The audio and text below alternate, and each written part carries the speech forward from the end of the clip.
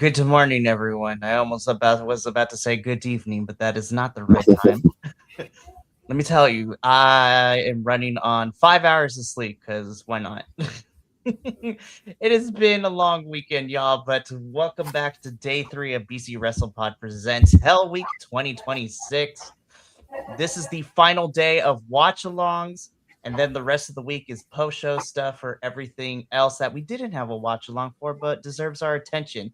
And we're here this morning to watch the replay of Joey Janela's Spring Break 10. This, as well as Effie's Big Gay Brunch, is now a staple in BC WrestlePod, and we will make sure to find ways to watch this live. And thank God we're watching the replay because looking at that time marker of 4 hours, 49 minutes, and 16 seconds, I'm like, good God. I was like, shout out to our other co host, Benny, who will be joining us hopefully a little bit later, halfway through, as he watched the show already. So he had to watch, he watched it live. So I'm like, good God, he is a champ and I appreciate him. But my name is Mikey. I'm El Jefe of BC WrestlePod. I am in charge. I run all the ones and twos. I work way too hard for this, but I love professional wrestling, and that's why I do it. And joining me this morning, of course, is my partner in crime, our indie pro wrestling savants. Uh, Verdict is still out if he is a heel, like the Silver Tongue savant KJ Orso, but Andrew is here, so we're going to find out more together. But I appreciate you taking time out of your Sunday morning, Andrew, to be here with me. And also shout out to your waifu for allowing me to take you for a little couple hours. Yeah, absolutely. Yeah. This last 4 days, Thursday through Sunday, it's definitely a marathon. But I love the fact that in what has formerly been known as WrestleMania Weekend has, for us especially, become the collective weekend, and we get to watch some phenomenal independent wrestling, see some really good shows that spend time on the wrestling, and we get to see a lot of stuff that we're not going to see anywhere else, and I appreciate that about GCW and like what they've done in no pun intended, collecting all of the best of independent wrestling. Oh, absolutely. And for those of you who don't know what Andrew is talking about, I mean, if you have the internet, you know what happened last night, and the consensus is it was not great. But I'm not going to spend too much time on that because I'm going to save all my thoughts tomorrow night. And because it's going to be me, Kilt, and we're going to be joined by another hot-blooded Puerto Rican who also agrees with us of how last night was a mess. And we'll see how tonight goes. But enough about that. We are here to talk about Joey Janela's Spring Break 10. There are 8 matches. So yeah. Shall we get into it, Andrew? Yeah. All right. We're going to try to sync this up as best as we can. I'm at 34-32. So we'll see how this goes for us. All right, I'm ready. All right. So I'm going to do 3, 2, 1. And on go, we press play at the same time. Okay. So 3, 2, 1, go.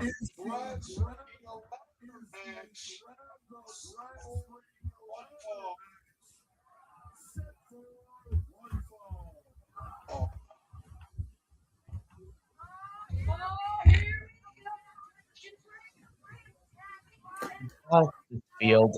I'm like looking at the picture of the slide. The field for this is insane. Oh yeah. I like this entrance so far. I lean like a cholo.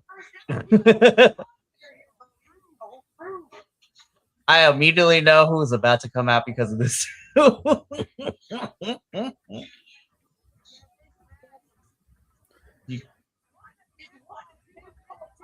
And of course, she coming out in the big old in the hoopty as well.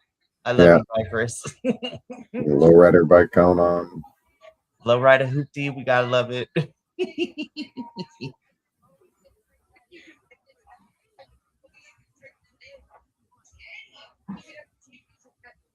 Yeah, Vipers has had quite the weekend. That's why I love getting to see some of these wrestlers. I know I as someone who works in performance arts, and kind of what we do here too is I know it's exhausting to have such a busy weekend, but at the same time, I know it's got to be awesome for them to have. I mean, you're talking about some of the least active wrestlers having 2 matches. Some of the most active are wrestling like 6 matches in 4 days. Hmm. Well, then on top of that too, like even like the people who this is their first collective in general, Hmm. like know me, be like, I've wrestled like 8, 9 matches, you guys. This is the most I've ever done in Yeah, my whole career. And I was just like, good on you, girl. And please come back next year because I oh, think you've been in the shows that I've seen you at during the collective and outside of the collective this weekend. Please come back because you and your husbando are great. speaking of, Also, yeah. Speaking of her husbando,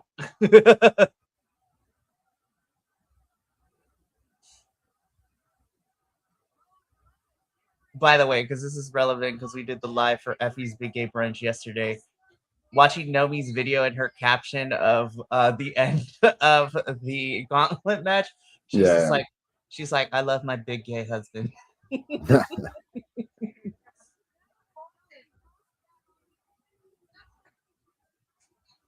I know I say this about a lot of people, but honestly, I still feel this. I was just like, I am so happy and proud of Bear of just being like within the last year of being able to get to where he is now, just on his own accord and taking a very horrible situation that wasn't his fault yeah, to getting where he is now. I'm like, God, he's an awesome wrestler. And yeah. then we in different aspects, we all know him like we here know him personally as well in some aspects. And I'm like, he's just the sweetest person ever, which I think adds to like making it even better, if that makes any Oh yeah, sense. 100%. Well, and I feel like that's the case for, especially in like GCW, where deathmatch wrestling is such a big part of the promotion, and you have these like scary wrestlers who are bleeding all over the place, covered in scar tissue, doing crazy things. They have these personas that are super like rough, and then you just know that most of them are just like they're supporting the young talent, they're being protective of like often like marginalized communities. You look at someone like Matt Tremont and just looks like you know a fighting pit bull of a person, and is you just know he's just out there taking care of the people around him. And same with Bear and so many of these other performers, that it's something that makes me appreciate the promotion and the people that work for them. Oh, absolutely. And what I also love too is that especially with GCW, like when they put matches together, they will throw people together, and there hasn't been a combination of folks that haven't live. Like to bring up MTK Fight Club, I never knew I wanted a Bear Bronson Mr. Danger tag team until I saw it. Yeah. Speaking of Bear tag teams, um, I'm part of the way through the Immortal Cluster from Mhm. late last night, early this morning, Right. and Sam Holloway was a part of it. And watching Sam, I was like, oh man, a Sam Holloway Bear Bronson tag team would be it would be like Bear Mountain 2.0 kind of a thing. Oh, absolutely. It's like, oh. Oh, Vengador.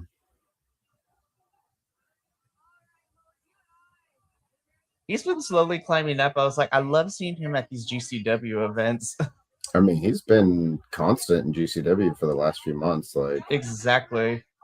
which is something I do like about GCW. Is obviously they have their like quote unquote main roster. They're the people you're going to see, if not at every show, at every other show, and many of them you're going to see at every show, even if they have 3 shows in a weekend. Mm-hmm. But I also love that folks like Vengador, who it's like they're going to come in and do like a 3 to 6 month stint, or they're just going to just be doing not just be doing GCWs, but they're going to be doing a lot of GCW shows, and then they might go off and do other things. But I like what that builds for the consistency of the product. Oh, hey, Sydney Akim. I haven't seen Sydney in a while. So I don't know what's going on with Sydney in this sense, but like Sydney is also in Ring of Honor, but he like is now like I forgot what his name is as a luchador, but like he wears a mask and everything in Ring of Honor. So it's just like, hey, you know what? I ain't mad. Get this paycheck out here. But I agree. It's been a hot minute since I've seen Sydney in GCW, and it's nice to see him back.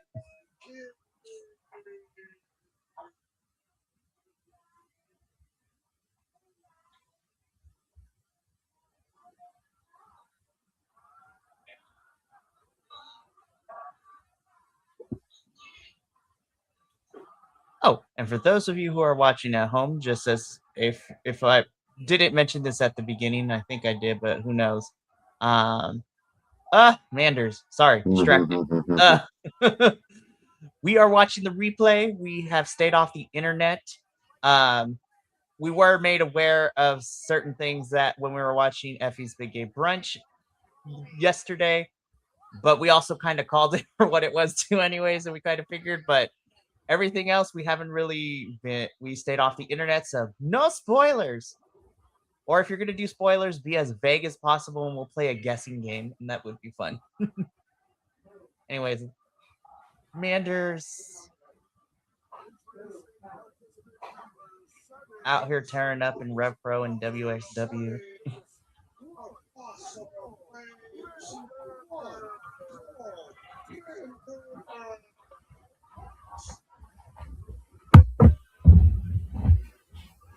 Dang, this is a who's who so far. I also love how much teriyaki has been getting. Like, right? I brought this up before in our private talks, and I know I I know a lot of companies make a lot of titles, and it seems like it gets oversaturated and stuff like that. But I think GCW has the space for it and the means to do it, especially because they have these type of matches almost every single show. But I think GCW needs to introduce a six-way scramble style title that just is always defended in a scramble match. And I think folks like Teriyaki, even Marcus Mathers, some of those folks could also benefit from it, and I think it would be a very interesting and unique title. If it was just always defended, so then that way there was that extra like idea of like, hey, you're the champion, but you got to defend it against multiple other people, and you don't even have to get pinned to lose it. But then you make it something where it's like a option C style thing, to where if you have the title at some point, you can choose to cash it in for like the GCW World Title shot. Because then you have a built-in, okay, the title's been vacated. Now we have another scramble match to decide the new champ. Oh my gosh, Doris. I also love how many champions from other promotions come in sporting their titles. I am so looking forward to that no DQ match with Doris and R. Noir. Oh, and then there's Charles Mason ruining the fun. And speaking of champions, Charles Mason, our JCW champion. Yep. But yeah, Ringo Loco are friends. They're partners. Just like homies.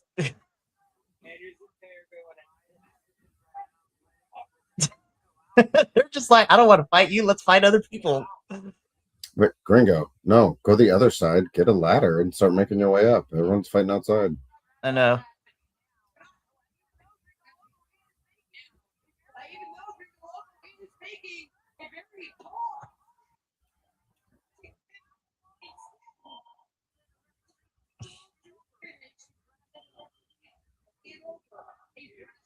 This is gonna sound really bad, but I love it. Fall to a finish. I thought it was isn't it a ladder? Like you reach up. Yeah, it's the grab the brass ring ladder match. Yeah, that's what I thought. This is gonna sound bad, but with Gringo Loco, I had a friend like this growing up in high school too. I was just like, sir, I was like, you are a luchador. I was like, but you are white. But Yeah. also, Oh God, Sydney just hit with oh no one no, there. oh that's ow. I saw that ricochet, so to speak. No pun intended. But Gringo reminds me of a friend that I feel like we all had as just like, you're part of this culture. You understand our culture. You are white Yeah. as fuck, but you lived it, so like you get a pass. It's like the white guy who grows up in the non-white neighborhood. He's just, born and raised in that culture, and It's normal to him. yeah. And you see that a lot of places in like cities, but then you also see like that's super common in places like Hawaii where you have people whose family have been living there for a while, and you just have these like Oh, not absolutely. Hawaiian people who are Hawaiian basically because it's their culture, maybe not their ethnicity. Right.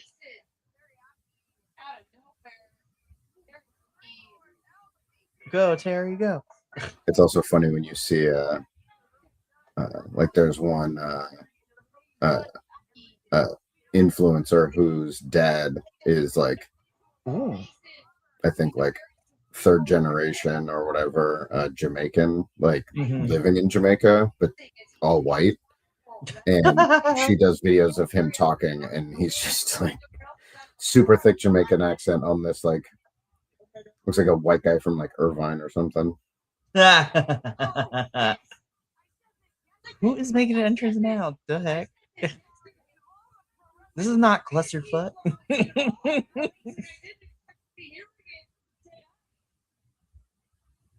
Whatever, GCW, they make it up. Is that Logan Cavasso standing by the entrance ramp?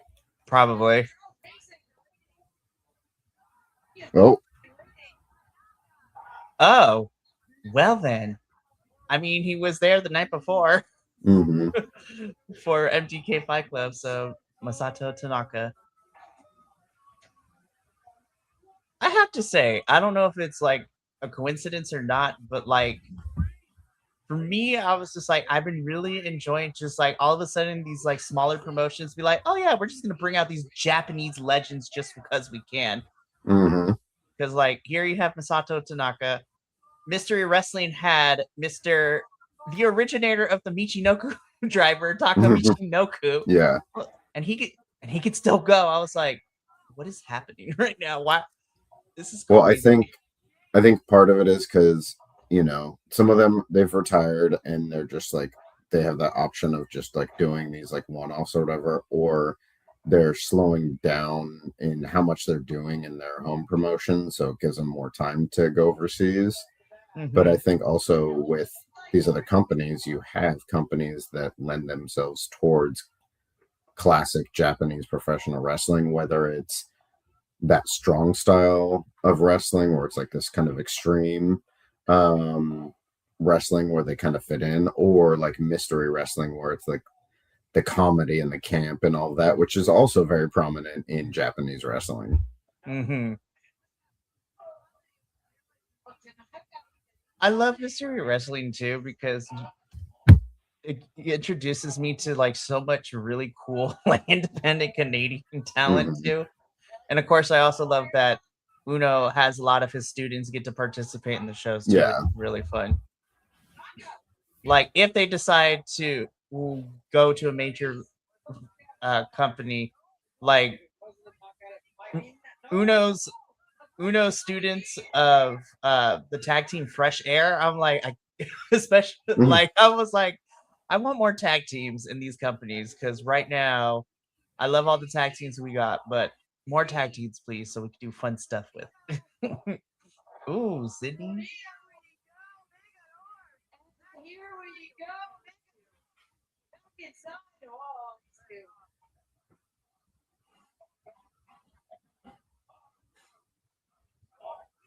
But speaking of Derice, like I'm looking forward to that no DQ match him and Cara Noir are gonna have in a couple weeks Mm. at Super Strong Style.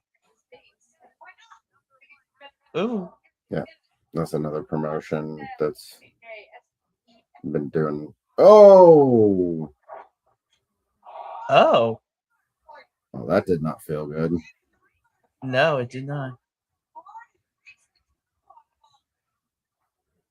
Someone's getting fired. Yeah, that for Vengador was like when you go to take a step and you think there's one more step, but there's not, and you're just like, Gah! Oh my gosh, I know that feeling, and it's oof, Well, it's going to cut down on a lot of what people are going to do. right? Uh, for anyone that's actually watching first time with us, the top rope broke. It is insane.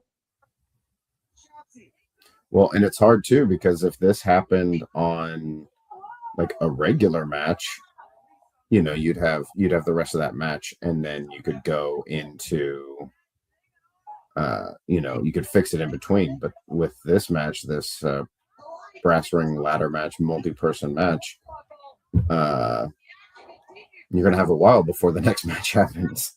For real. Gringo don't care. He's like, let's do this for the middle rope. Oh, okay. Oh my gosh. The margin for error is so much more because of the middle, because of like it's not that far off the ground. Yeah. So everybody now switch to your second rope stuff, not your top rope stuff. For real. Oh, that was close. She landed with her neck on that turnbuckle. If she would have landed wrong. Right. Dang, Charles Mason, you freak.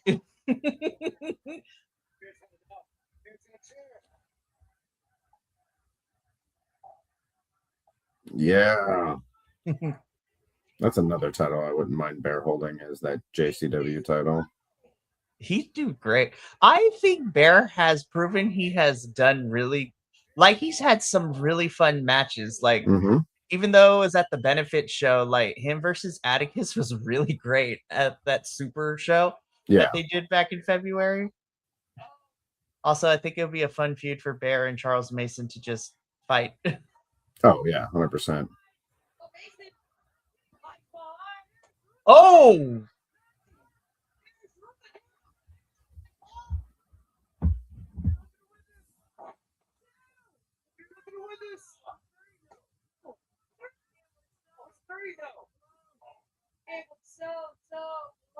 we're playing. I guess we're playing hard and fast with the rules because I was like, Bear, this is ladder match, but I'm like, I guess we can't really hang anything from the ceiling, so to speak. Yeah, no, they said earlier on that it's one fall to a win, so I think it's the first person to get a pinfall or submission. Yeah, so makes sense. Wait a second. We're just gonna fight. All right.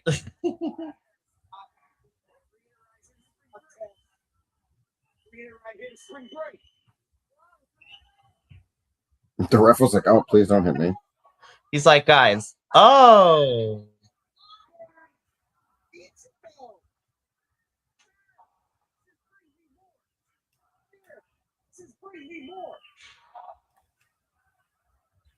Those chair shots are crazy.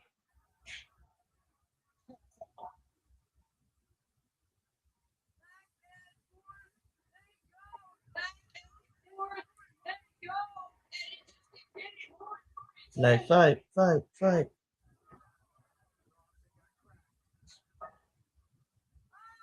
Oh, black hole slam. Mm-hmm. 1 count. Dang. You can see so many of them have to like stutter step to do a running move because they would normally like hit the ropes. Right. They're like stopping themselves and then going, okay, I got to just run at them.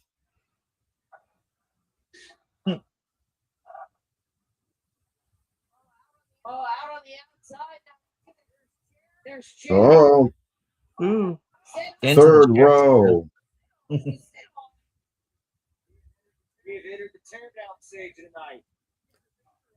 Yeah, I gotta say, if I get the chance to go to a GCW event, I'm definitely gonna try and shell out the money to get that front row seat because honestly, the front row ticket prices are actually very reasonable. It's like $80, $90. And I'm like, honestly, I would do that too. Well, as someone who's been to 2 GCW shows. La-di-da.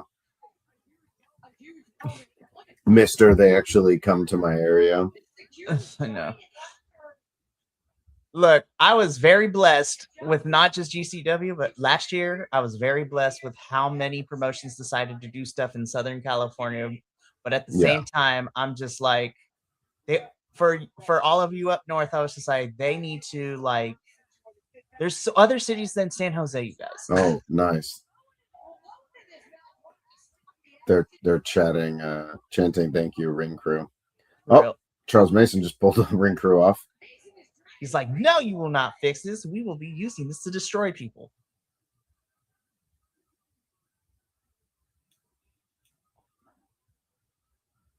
He's like, I'm not done with this yet. Safety first. Safety first.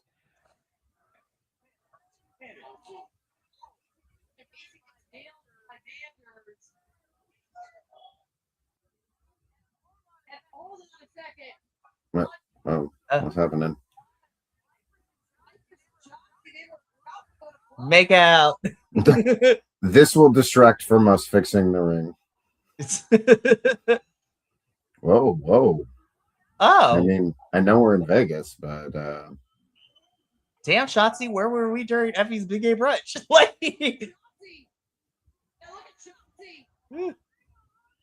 oh, Vipers, what are you doing? Okay. girl. Thought she was gonna go straight over the turnbuckle post. I was like, that's a jump. That's a jump. I was like, ma'am, you need to have the hops. Like, I know this is GCW, but the only two people I've seen clear that is Javon and Leon. That's it. And even then, they have to kind of push themselves over to. Yeah. Oh wow. Shotzi, where are we taking the Lyrical Dragon? Oh my goodness. Oh. Ow.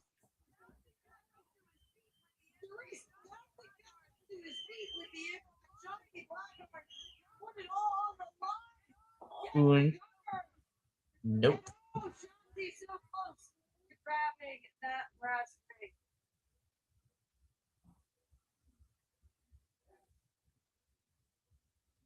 And I also have to say, people like Shotzi and stuff. Okay, what's Sydney gonna do here? All right, Sydney, you try to go for that frost lash. All right. That's a moment to take advantage.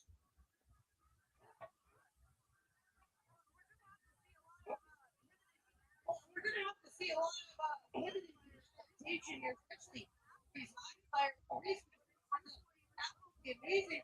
50 minutes usually. Yeah, is he gonna?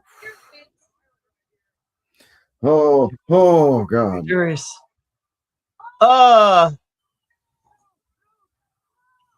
I love you. I truly. Oh, damn. Darius went far.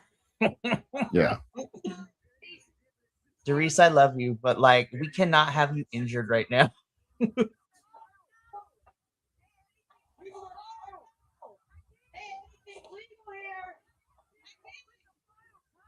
Oh. I think Hakeem is feeling that Spanish fly from to the outside. Right. Because he keeps not being as smooth as he normally is. Nope.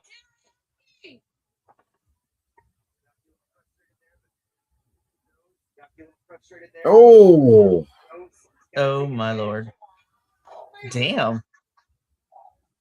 Vangador.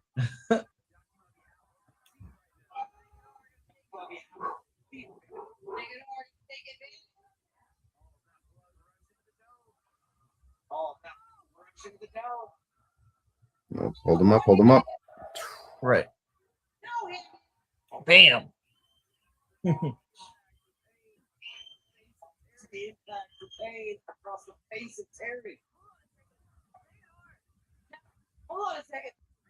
Was he gonna build the door bridge? Door bridge. Underneath the ring, which you can find anything underneath there. Look at Manders is like, oh, you want to make a door bridge to put somebody else through? I'll help you with that. He's like, I got you, Ham. Let's do this.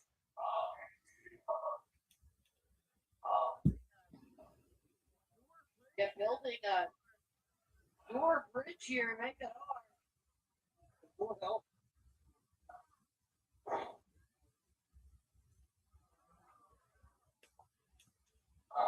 Oof.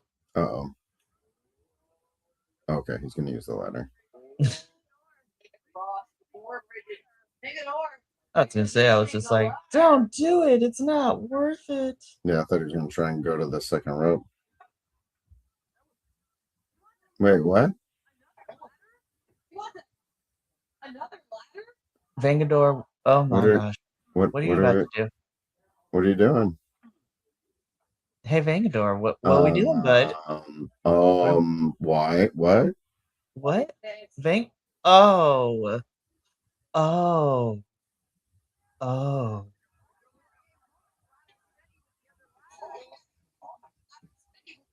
Virgo's like, we're friends, but I also want to win. Oh, is he about to hit a base bomb off of this? No. Oh my god. Oh my god. Oh Lord. Oh no. Dude, that was like his head. I was like,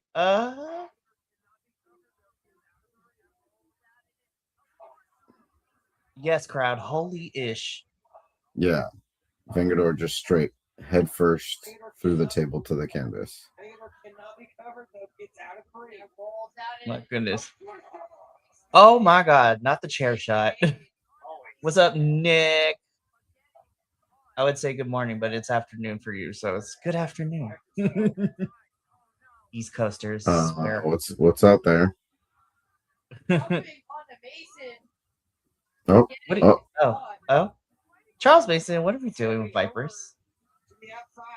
Oh. Oh, yeah? Oh, I see chairs. Oh. Oh.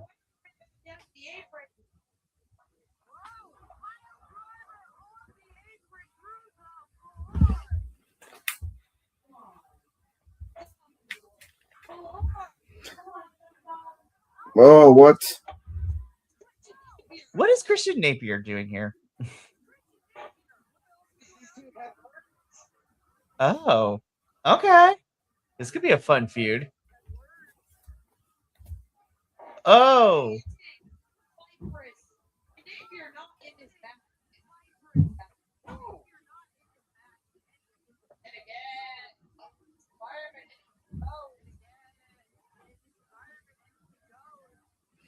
Yeah, if Christian Napier pins someone, does he still win? I don't know. This wrestling, we play hard and fast with the rules. Oh, snap. Oh. Come on, Matthew. Come on, Matthew. Oh, damn. Baseball swatted him out the mother tucking sky. He had a home run with that one. Damn. By the way, shout out to Matt Tremont. You got this championship that last night. That was a sick match. I watched it this morning. It was so good. Shout out to Otis, man. I also feel like Otis has come into his own the last year, too. Yeah. And now that Matt has it back, I was like, please let Bear Bronson rematch, win. Yeah.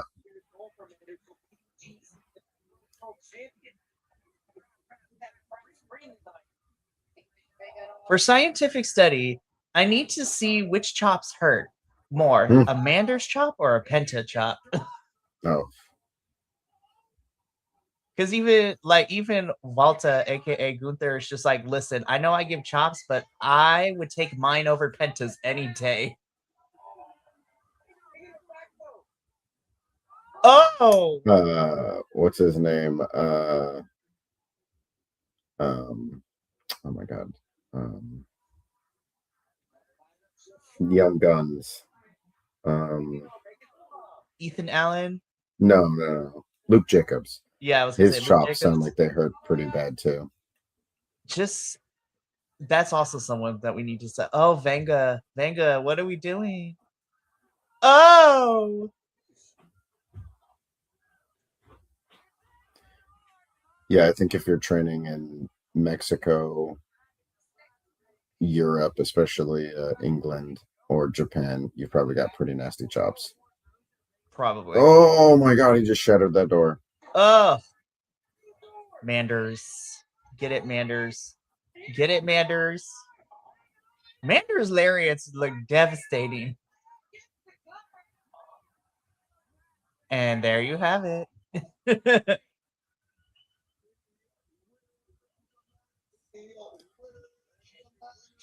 So now what's Manders going to use that brass ring for? Right? He's going to go after that world title. Is he going to use it for Cowboy Way and go after the tag team title?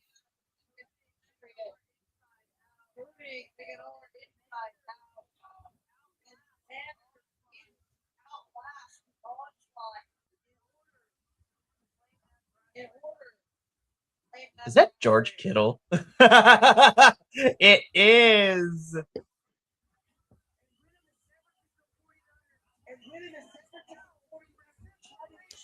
Which shows you how big George Kittle is, because look how big he is compared to Manders. Right. I know people are like, why are they always showing this man? I was just like, George Kittle is. I feel he's rocking a WCW Thunder shirt. That's awesome. That's what I'm saying. I'm like, George Kittle, I feel like doesn't have to prove himself. He's been a wrestling fan like all his life. I mean, look at this shirt. Yeah. Also, I can't hate him. I don't do the sport, so I don't have that loyalty when it comes to football teams. But like the fact, if you make a whole entire clothing line with Penta and Rey Fenix just for funsies, I'm like, you're good in my book. Yeah, I mean, I'm a 49er fan, so I enjoy Kittle, but also for some of the other promotions, that's how you incorporate a little bit of celebrity stuff without taking away from your professional wrestling. Right. As a sidebar, with that golden chain and that cowboy hat, Manders looked like he about to drop the hottest country hip like rap album of the year.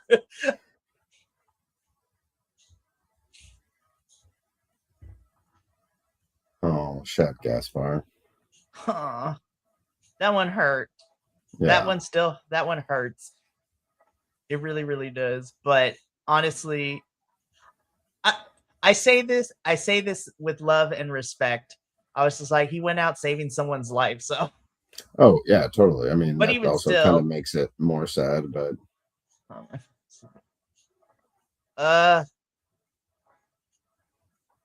Jay Briscoe still hurts too.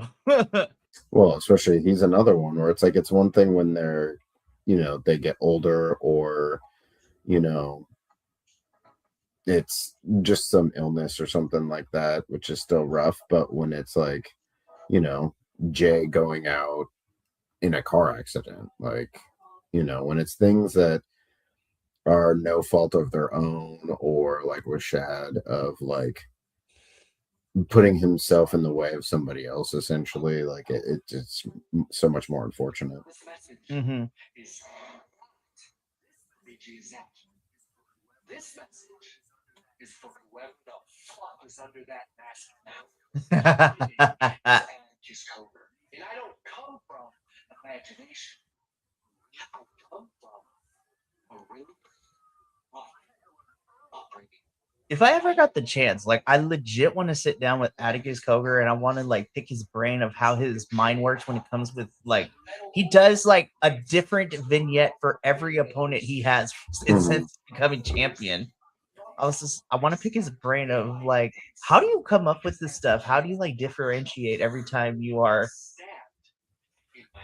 Well, it's so fun to watch. It's funny because especially like the persona that he has is like, I don't want to say very classic, but like you get this idea of like he's this style of wrestler and he's just like that's what it's all about. But he the way he's presented, when you look at it like from a production standpoint, he seems like, yeah, he's a young generation wrestler who's been around the business for a while, and it's like he knows how to at least use, if not how to create, the type of things you need to do in modern professional wrestling, creating these vignettes, creating like the costume design, the way he interacts with each opponent. Like it's taking every aspect of professional wrestling. Yeah, Atticus is like just his character. Well, I say character, but like just the whole process, the presentation is just so fascinating to watch. I exist in this. This covenant belongs to me. All my friends. You. So I want you to listen to me loud. Here.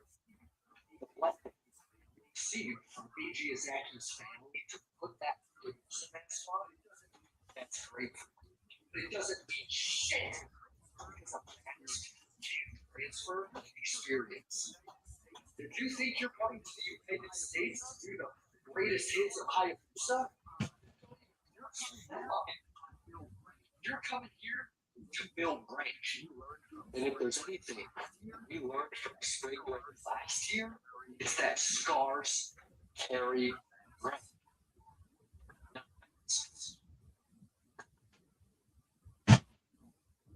This should be a really fun match. Oh hell yeah! Oh, They so better is get this that top one. rope fixed for this match. Seriously, because these 6 boys just only live on the top rope. I will say, Joey, I have beef to pick with you. Joey, I got beef to pick with you because, like, do you know how many different places I had to go find like landscape pictures for these things? And they're not cohesive, and it makes me mad.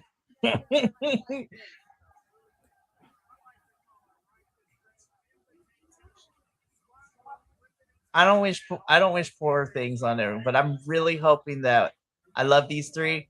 I'm hoping that within a year, the 4 of them can be reunited, like in all in one place. Well, I also like. I don't understand how AEW is not using these 3 to run their trios or their trios division. Like, you can have them dominate all 3 divisions, honestly, because their experience combined. Like, I would have them run the trios division, but you also have. I will say this. I think FTR is still one of my like. I will always put them in like conversation. I really love them as a tag team, but if Christian and Coke weren't the ones who were going to take those titles off of FTR at this point, like, I know they already lost, but I'm like, put the titles on these boys. Like, yeah. Hell, you could put them in the trios division. You could also put them in the tag division and just have them defend it in a like Freebird style. Exactly. But you have an actual trios. Like, it's not this is a tag team and a singles wrestler that we put together for them to be a 3-man tag.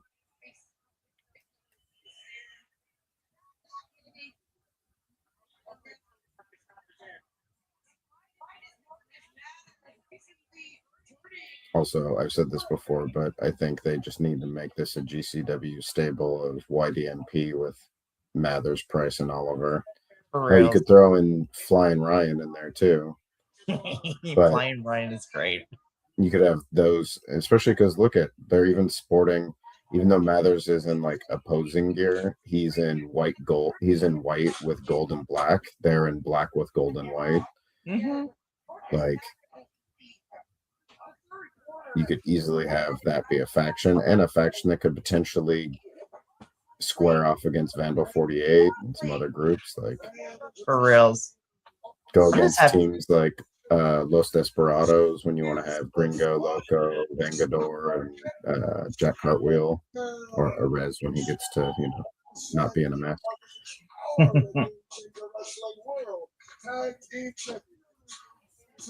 Arez is having so much. I like watching him. I like watching him fight in CMLL. It's been really. I know it's in underneath his El Clon alias for AEW, but watching him mix it up with the CMLL talent is so much fun. Has been so much fun to watch.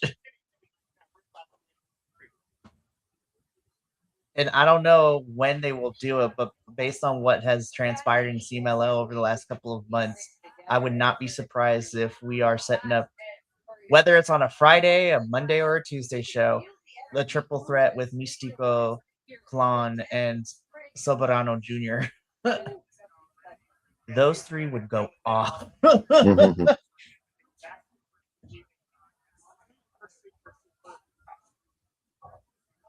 Also, shout out to Myron Reed's lovely wife, Killer Kelly, because she was a surprise. She was a surprise add to the Maple Leaf Pro Wrestling show, and it went from a triple threat to a fatal four-way for the women's title. Nice. Because yeah, that gosh, it's so much. It was so good. Holy crap! Yeah, this is going to be a really fun match because both teams are super familiar with each other. Like the Rascals obviously have been wrestling with each other for a long time, and Mathers has been coming up with Price and Oliver and often wrestles with them. So there should be some really good cohesion. I'm just really happy to see Mathers back again.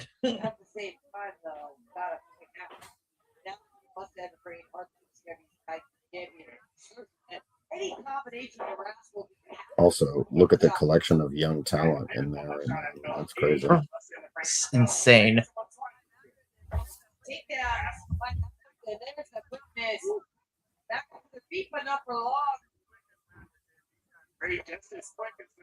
These guys come up so far here. Yeah, but really quickly, like what we were just saying, that fatal four-way for the Maple Leaf Pro Wrestling's women's titles. Giselle Shaw, Shotzi Blackheart, CMLL's Persephone, and Killer Kelly. My God.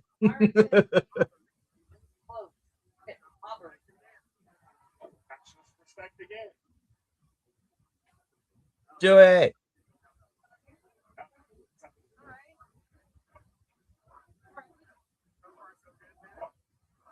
Sportsmanship.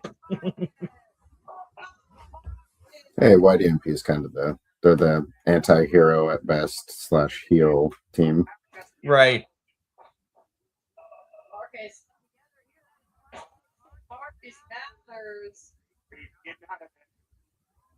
Fight. Whoa. And made it in the super kick on the apron. Myron Reed all the way up. Which actually, I think Myron Reed and Jordan Oliver used to be in a faction in MLP or MLW.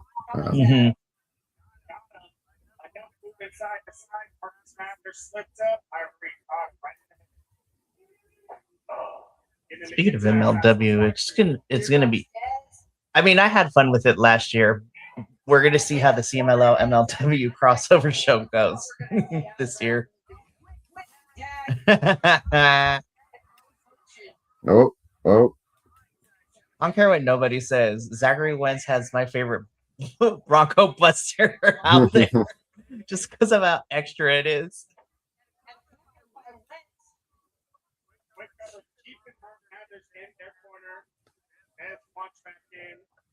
So Myron Reed and Desmond Xavier are the oldest ones in this match at 31, with Marcus Mathers being the youngest at 26. Crazy work. And the rest are like 27, 28. Right. No chance to get over Price or Oliver. We've already seen 2 or 3 tags. Well, wait a second. Now they're going to slip behind. Price. Oh. That's literally. This will be the thing to see is who can match Alec Price's speed. For real. I don't know what's holding everything up. I don't know if it's because they're still fully booked in the independents, but like bust it in the brain when they're able to be on AEW television more. Like this match in AEW, I'm looking forward to. Yeah.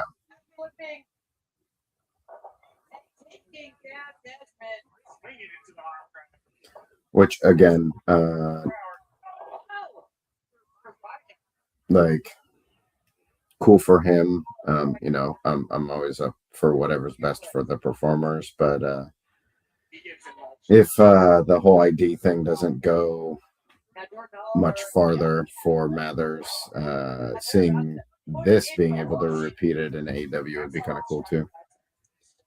Oh no, that's what I was saying. Like, because Marcus hasn't been on Evolve for a hot minute, so I don't know the situation with that. Well, because I think the ID things are like year-long, not like contracts or whatever, like year-long signings. Mm-hmm. So I think that's why we've started to see less of the early, like people who received IDs, because it's like, you know, oh, okay, we're not going to use you anymore, so we're going to take you off of it, or oh, it wasn't getting used very much, I'm going to opt to go other places. Mm-hmm. So, I mean, because I haven't. Oh, go ahead. Okay, I guess I'll finish my thought then. Because I haven't seen anything saying it's just like, you know, I'm not on ID no more and stuff like that. So I was just like, I don't know. And who knows? Maybe he doesn't want to speak on it, and I'm okay with that too. Yeah, I think when you deal with that company, you don't want to say anything too early. Right. But like just there's so many nice. Ooh.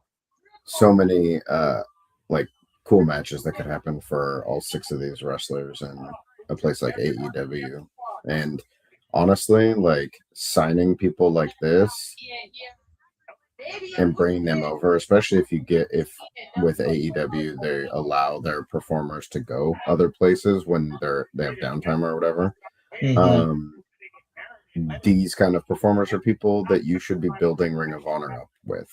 Mm-hmm. Like, I mean, you've got a 6-man title there. You could easily put the Rascals on that and have them build a whole division. You could do, you know, Busta in the Brain tag team, you know, like you just have like young talent that you could bring in, and it's like, hey, you don't have to crowd them up in AEW, but you just make the investment in Ring of Honor as its own full-fledged promotion. And have that where you bring in some of the young stars and basically have it be like a mainstream independent promotion that you then supplement with some of the bigger names that you have in order to like get some of the eyes there, have these veterans being able to like compete against these young stars, and then when they win over those, it like gives that much more like, you know, credit to their victories. I mean, having some of these young women performers being able to like build a division for the women's world title around Athena, and you know, like some of these younger people like who is it? Bandito is the Ring of Honor world champion, right? Imagine Marcus Mathers having a run against Bandito, like earning his way up there and getting to have like a big main match against him. I mean, Blake Christian's a great example. He had a awesome run in GCW and has been showing what he can do. I'm very interested to see it. I don't think he's going to, but ROH would pull a pleasant surprise on me if they have him beat Bandito, because it's currently him versus Bandito for Supercard. Which is crazy because who's the tag team champions in Ring of Honor right now? That is a good question. The fact that you watched it and you can't tell me.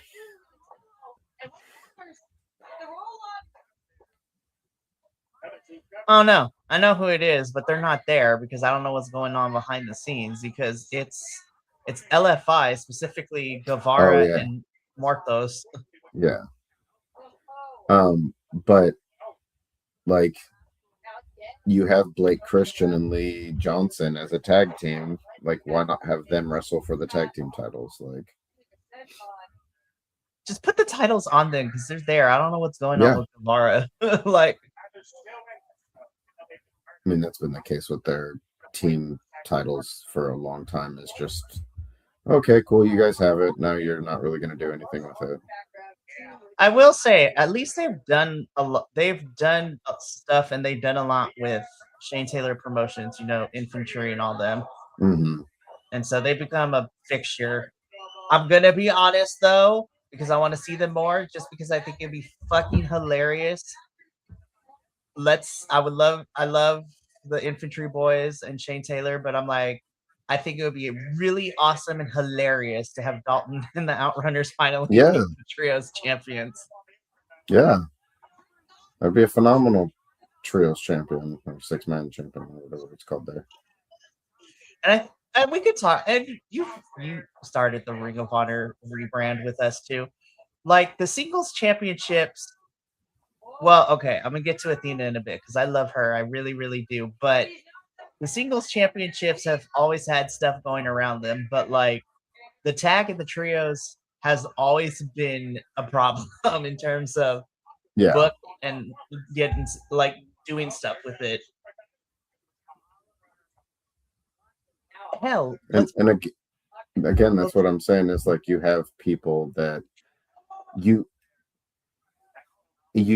need to use their resources better, and instead of like jamming up one division on their main roster where it's like it just seems super clogged, and they have lots of talent there but it's not getting used well, then you have a similar division in Ring of Honor that seems like it's just barren wasteland. Like, I think, like I said, part of the thing that will help with that is Ring of Honor, when they got rid of what was it? There's Dynamite Collision and there was Rampage. The we need to put CM Punk somewhere because he doesn't get along with people show. So they got rid of that. They should have taken that opportunity to make Ring of Honor, even if it stayed just something you get on Honor Club, into their third show. Like it should have been, honestly, Ring of Honor should be the equivalent of AEW NXT, not necessarily like developmental. Well, and it doesn't even have to be that fully. Just they need to put more promotional quality into it instead of it just feeling like heat or something. Well, let's put, like, we could word it this way, like, not even developmental, but the other thing that NXT does is like you should make Ring of Honor where I feel like you also want to show them on Dynamite and Collision, but let's put all of your younger stars on Ring of Honor, and Ring of Honor becomes the Young Guns like brand for AEW. Yeah. But you could also still have like your staples. Like I love seeing Josh Woods, and I want to keep singing like Tyga Style and Ring of Honor too. But again, the young ones are running the show in Ring of Honor, and that's where you can put like the Rascals and Busta in the Brain, and then like what they're doing now too. If you want to put like the young international talent, like I was shocked when I watched it this week. I'm like, y'all got Yuka Zakazaki up in here, okay? Now, granted, Yuka is Mrs. Takeshita, but even still.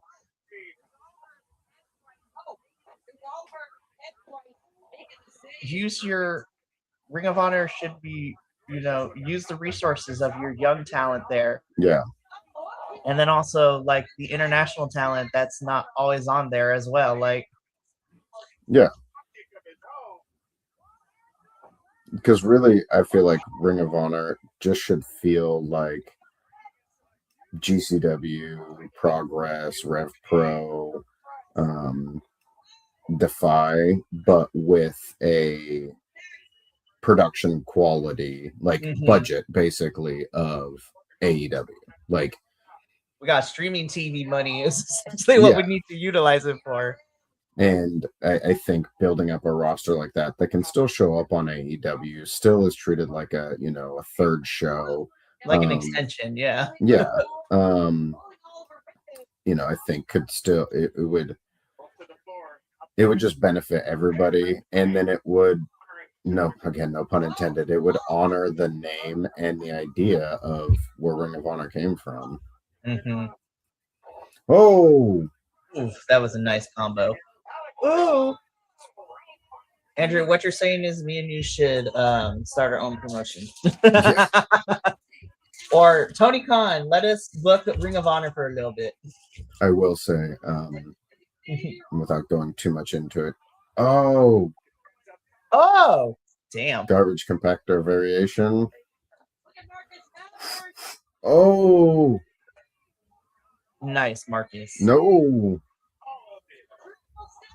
Oop. We thought it was over, but it is not.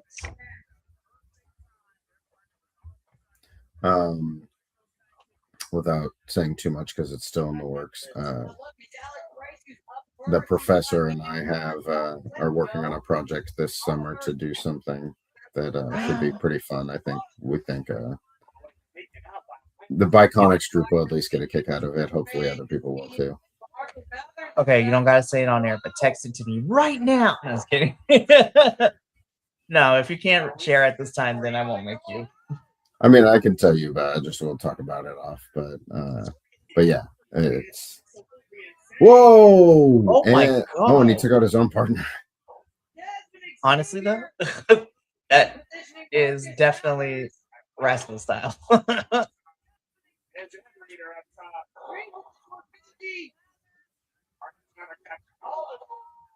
Damn.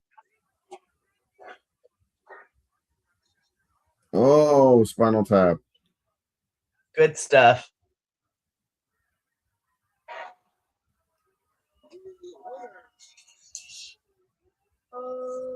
Damn.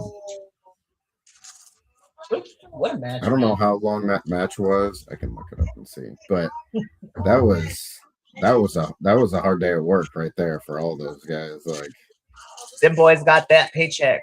Especially that last like 5 to 7 minutes. That sprint that we got.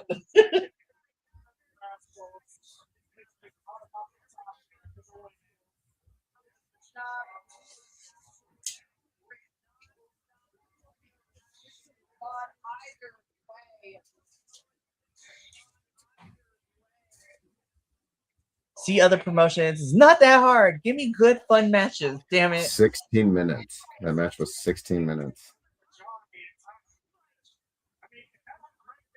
This one match alone was longer than everything else I watched last night. I'm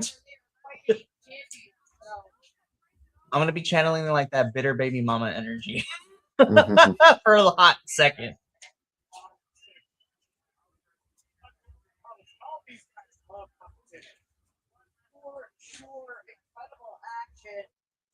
Anthony Khan, if you're listening, because apparently you have this podcast bugged for certain things.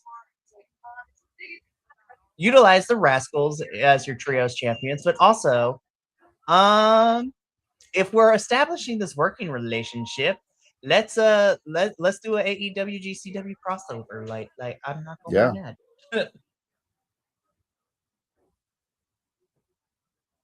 Shoot, I mean, Billy Starks was our Injustice GCW champion.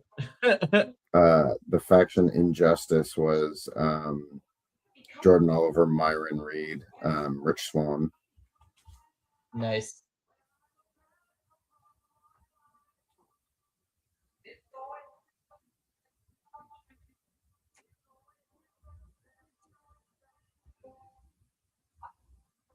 I mean, I feel like we already have, like, it would be cool to have a crossover, like, hell, invite GCW to, like, Forbidden Door or something, but for reals, we already have a kind of an unwritten feeder from GCW into AEW. I mean, when you look at the fact of how many AEW people show up in GCW, and then you've got people like Megan Bain, Bustin' the Brain, like how many people have been wrestling in GCW for the last few years, and then all of a sudden they get signed over to AEW. Oh, absolutely. And to be honest, though, I think, and this is just me looking at things, and maybe I'm reading too much into it, but because of connections that a lot of AEW's roster has with their own like smaller, either they own their own smaller independents like in the States or across the pond, or have been involved with them for years. Like the most recent example too, like, do I find it a surprise that Megan Bain was put on a Eve Girls of Battle Riot show after, Wrestle Queendom was co-produced by Will Ospreay? No. But does that mean can we get like more amazing women's matches as across the pond and in the States? Yes. I mean, hell, you have Chris Statlander as Eve's like international champion still. Yeah. Well, and I think it helps that a lot of them, like, obviously these are their friends, but also like you said, they run their own promotions, or they either have the wrestling schools that they came from, or they have wrestling schools that they run, and so it's like their students, their colleagues, their friends, like that, so that you have that. And I think because places like AEW are more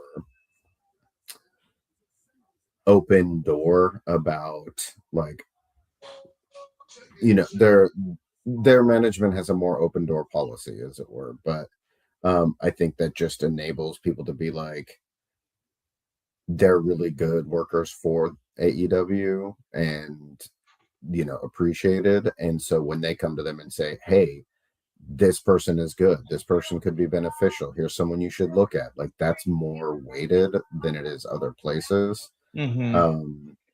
Whether that's because other people think they know better or don't trust their talent, or because the people that are making the decisions have a less corporate structure that they follow. I think it just enables those things to happen more. Sorry, side note, I'm like, sir, is that a camcorder? I was like, yo, I haven't seen those in forever. Anyways, but no, I agree with you. And I try not to push that message, but like, because of the group of individuals that we have as a part of our team, I was like,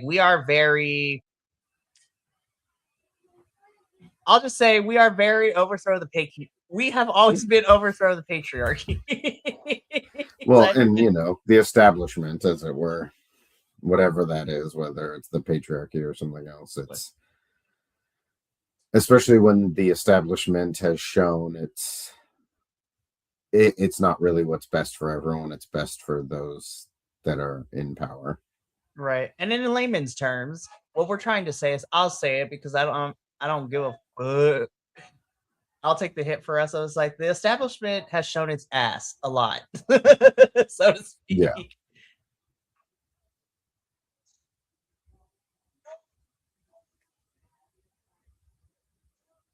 And sometimes I dream in La La Land. I'm like, it shouldn't be this hard though.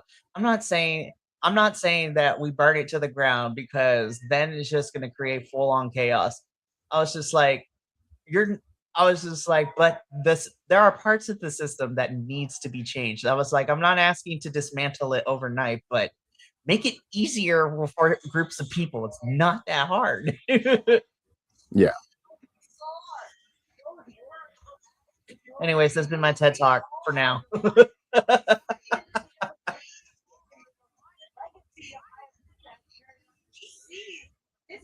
I just want people to be happy and be able to prosper and truly achieve dreams. Like, it's not that hard.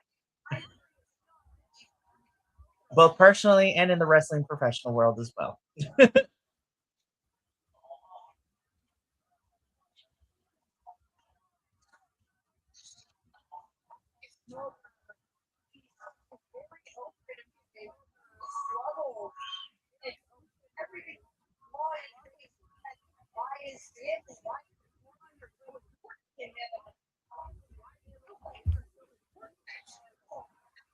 Atticus's character is so interesting for the simple fact that it was just like, you know, in other places I was like, this gimmick, and because of how like the dark colors he wears, is like, oh, he's totally a heel. But I was like, I'm cheering for this dude every time he's on my screen. And I think that's and the it's fun funny nuance. because how Go ahead. much, like how ruthless of a character he is, that it's funny how much support he actually gets. Like, he's supposed to be the heel, you know, he's going against all of what you would consider quote unquote the good guys, but at the same time, like, so often there are people rooting for him. Well, and I think like if you break down his character, and his presentation to like the simple like character writing tropes and everything like that, it's just like I can like for taking that mindset, I understand why people will be supportive, because he's also like the very anti-establishment, he's the rebel child, so to speak, is like in essence.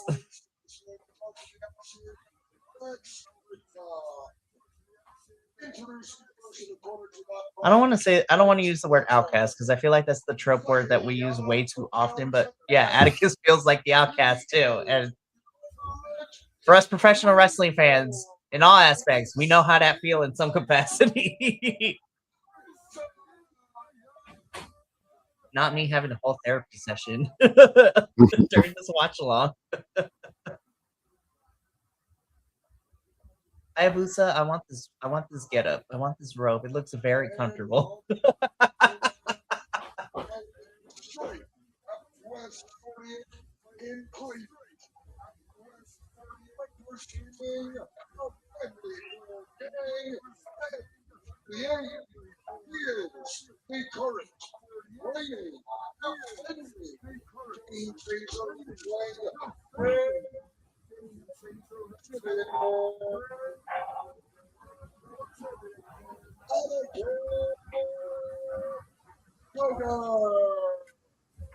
Abacus Kroger.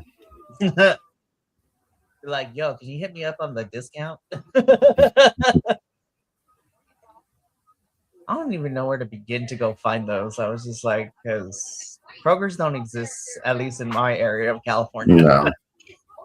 I feel like they're an East Coast thing. Yeah. Yeah, I see a lot of people that are like, oh, I found this at my local Aldi's or whatever. And I'm just like, that's cool. Don't have one of those.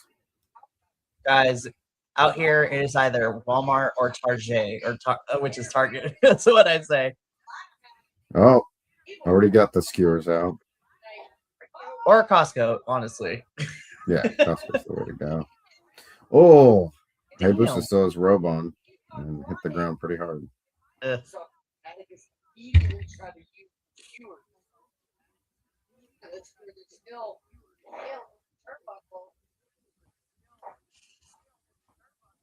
Stars carried by our champion said he will bring new stars to Hayabusa. Oh. Whoa! Hayabusa! Champ, the outside. Oh. Nice.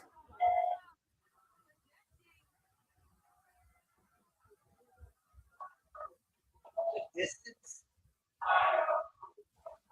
I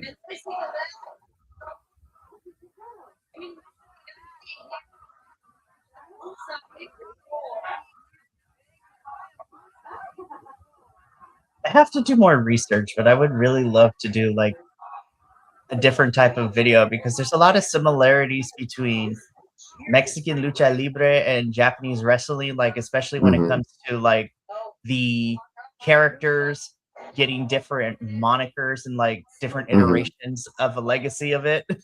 Yeah.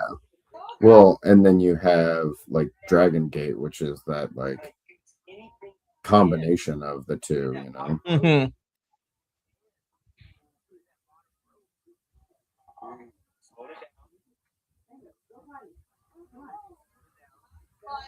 I'm like looking ahead. I was just like, okay, like Hell Week, like the watch-alongs are done. Like it should slow down, right?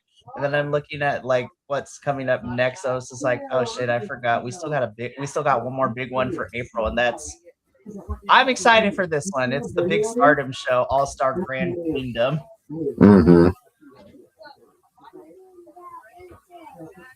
I'm just like, good gosh, man. That main event is going to go nuts. Either we get a new champion or a whole entire faction in Stardom goes bye-bye. Because that's what's at stake. Saya Kamitani's defending her title, and it's either she wins or her opponent, who is the leader of Cosmic Angels, she put up her whole entire faction up as collateral. So if she loses, Cosmic Angels disbands and are no more. Ooh, there goes the door to the head. Oh.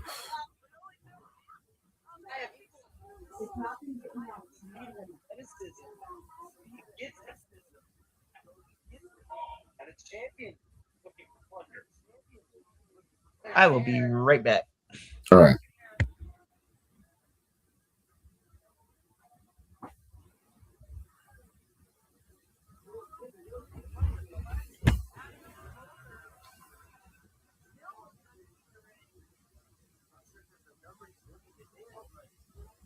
More chairs.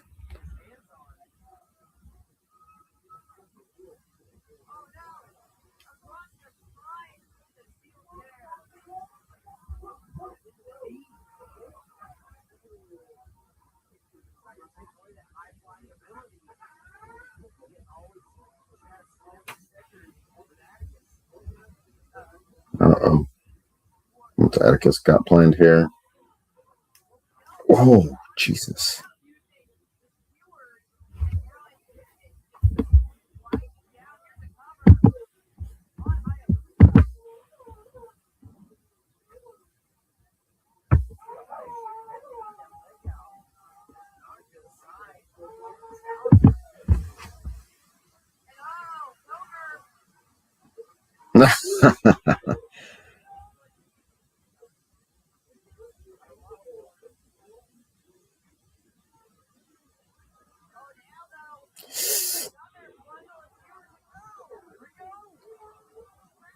Oh. Using the skewers to dig in the back.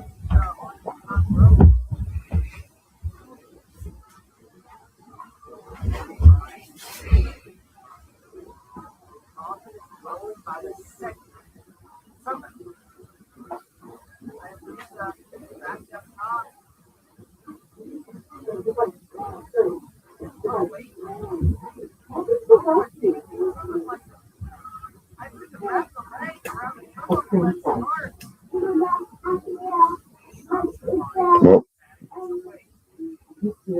Oh.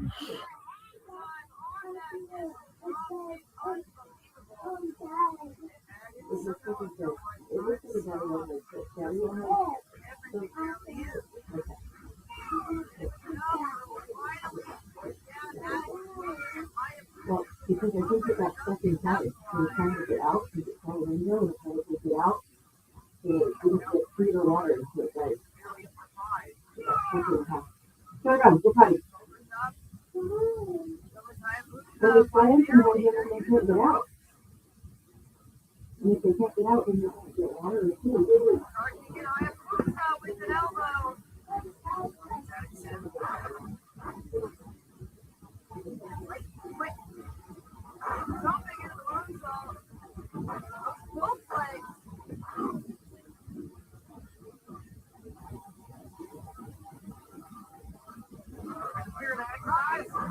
Oh, well, hooking up a figure four in the middle of the ring. Didn't expect that one.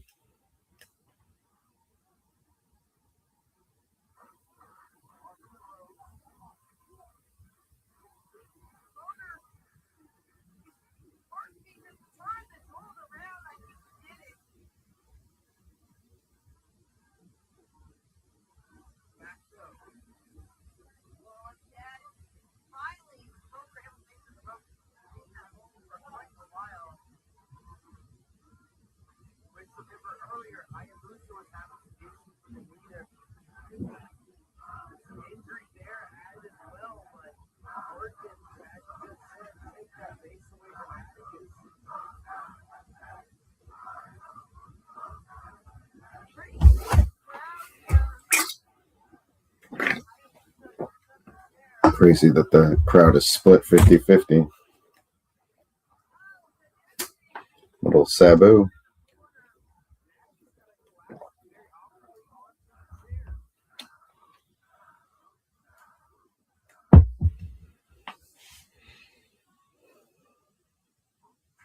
Oh,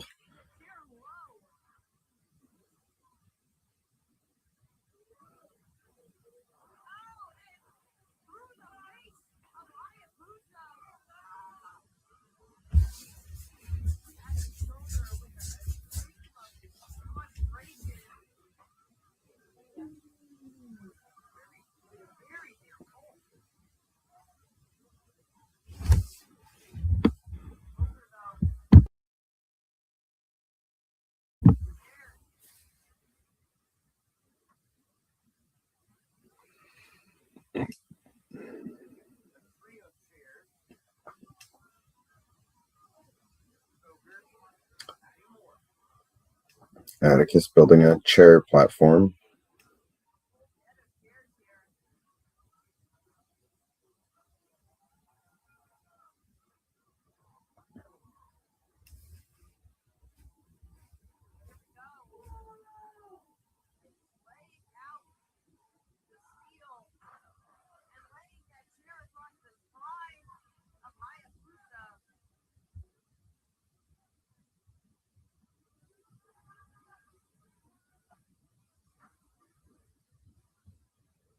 Dude.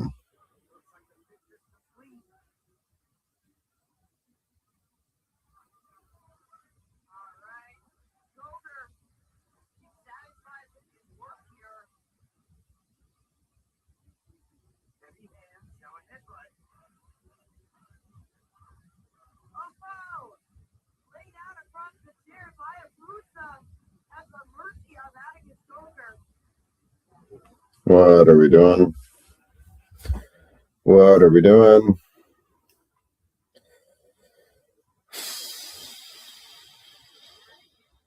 Why? Oh my God. Oh my God.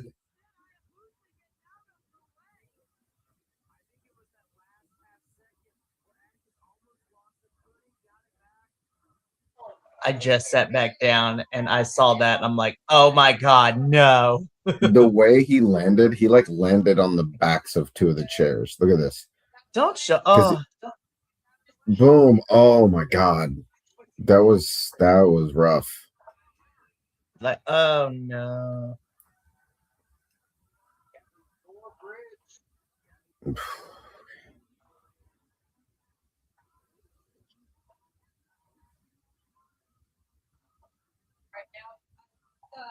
Laying out over on this floor.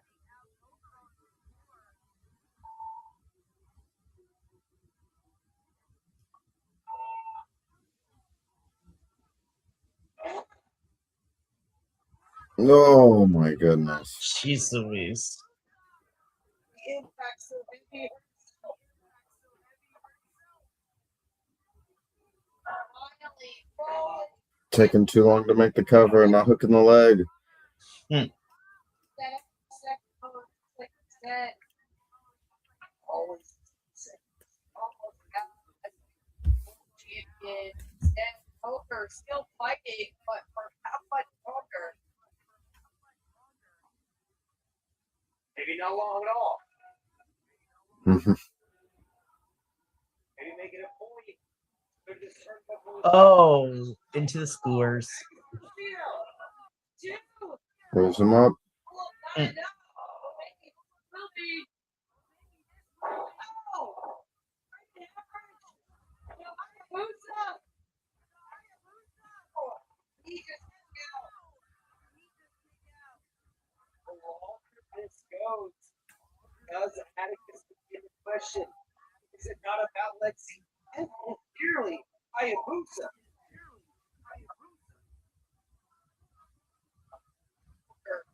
I keep thinking some of those words. Like, even more serious.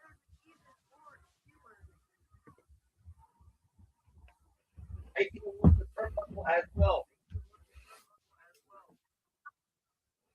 Dang, that is a thick handle of skewers. For reals.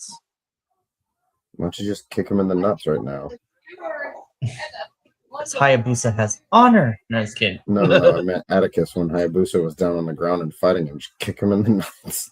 Oh, yeah, because it's Atticus cover. Oh, Poison Rana onto them. Oh, Lord.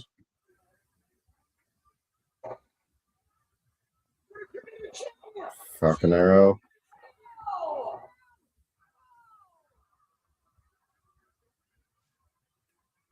Hayabusa, I believe in what he's recalibrating here.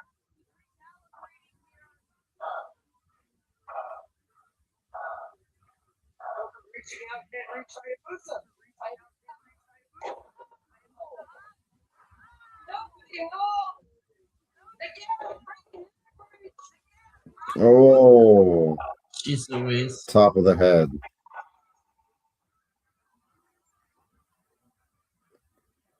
Dang.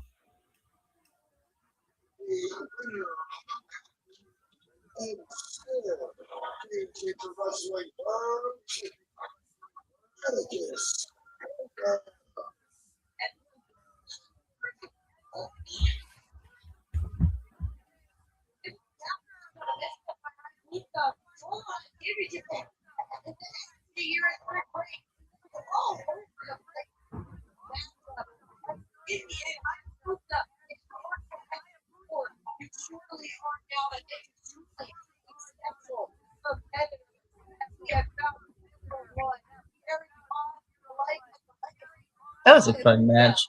Mm-hmm. Some precarious spots, but Somebody go check on Atticus in the back. yeah. But make sure he okay.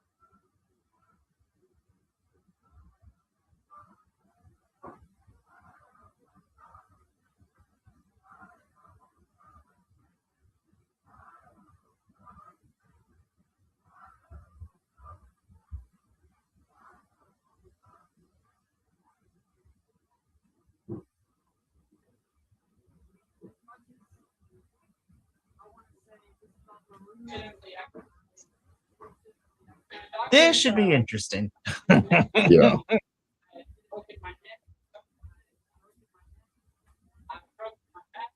Truth is, I'm really messed up. But you can't say the truth or not finishing a career the way you want to. Talk about another person who's had a really fun year just in terms of change and direction of characters, KJ. Oh, yeah.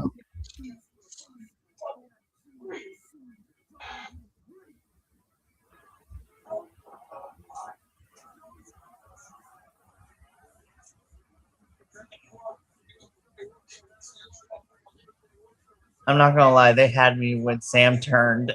I was like, yo, that's kind of sick.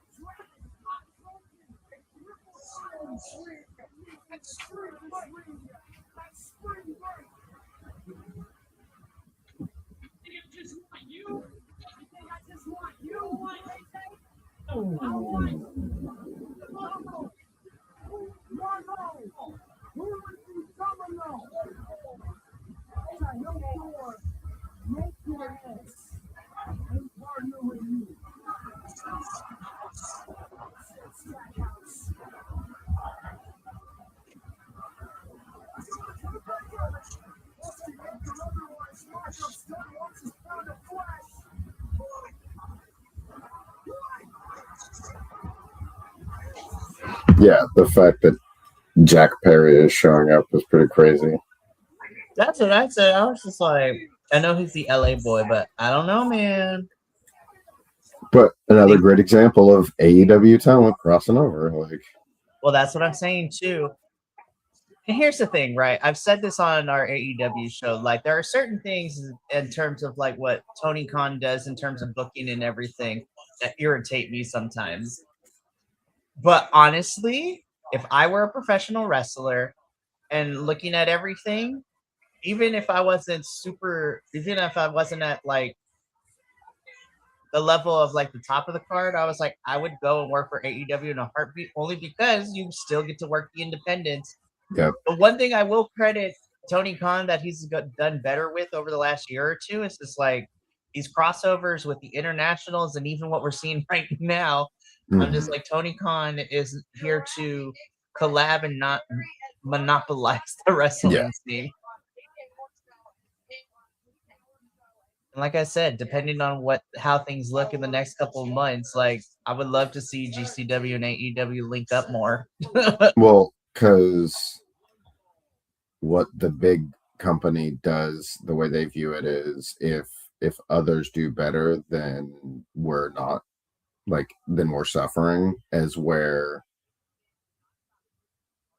it feels like a lot of these other companies that are collaborating much more and crossing over, it's like it's they approach it from the rising tide rises all ships kind of approach. Like, if professional wrestling is succeeding as an industry, then everybody in professional wrestling is succeeding. Like, and instead of going, we have to be the absolute best, we have to be the top. If anybody else starts to get up there, then that means they're taking away from us. And that's, unfortunately, that's a reflection of many things in the way that stuff is going in society right now. You have some people who think the success of others means the less for them, as where you have other people who think if we all succeed, then it's better for all of us. No, and sadly, I have to agree with you, and that's what annoys me. Like, just in general, but also in professional wrestling. I'm like, I guess the way I see it, and I don't have room to talk because what do I know? I'm just a fan of professional wrestling, and we talk about it on the podcast. But like, I want wrestlers to be able to. I want the wrestling world to be able for all wrestlers to be able to enjoy it, and also it to be sustainable and stuff like that too. Because when you monopolize everything, where you're the only option, you take away the like wrestling economy from all different types of avenues of life. And that's why, like, protecting the independents from being monopolized so much.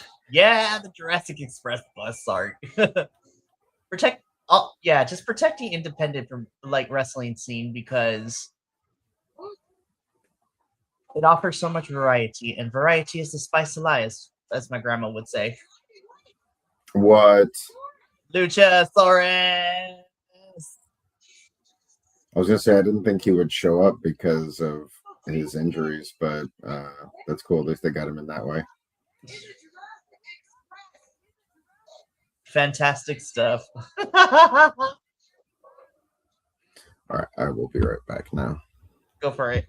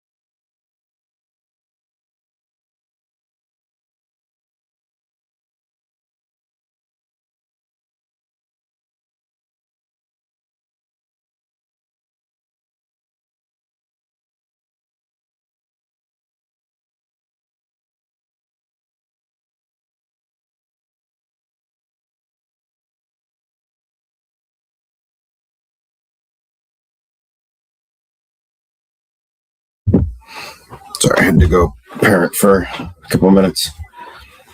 Never apologize for being a parent. How's it been going?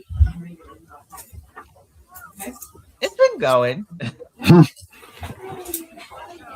I think this is the most like, how do I put this? This is the most like wrestling that we've seen so far. KT and Sam as heels are great. I'm not gonna lie. One more. And hard into the turnbuckle. Look at this. Snap off, punch in. Exactly.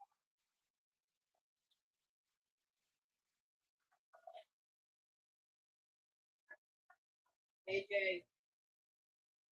Up top. Oh, cheap shot.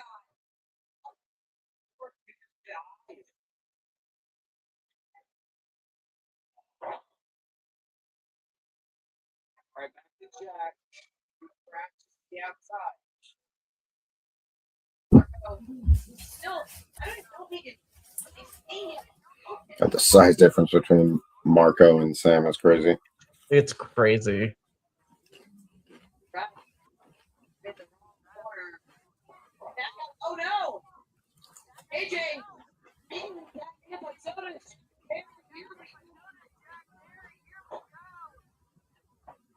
Barry, on the piece of boat. Taking it to Stackhouse. Now KJ gets. Ooh. Oh, nice. Ooh.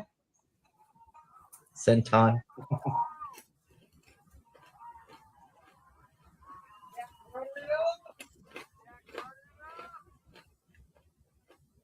Butterfly deal. Ooh. Tiger driver. Mm-hmm.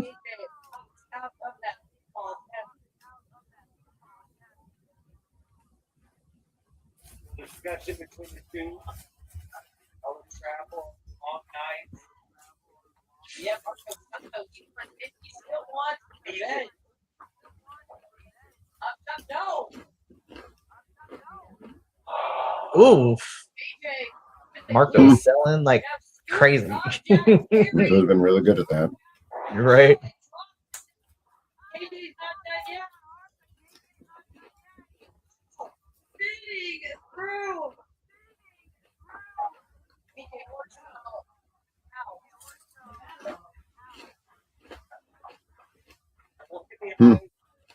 I like the print on KJ shorts before Right. he was dead.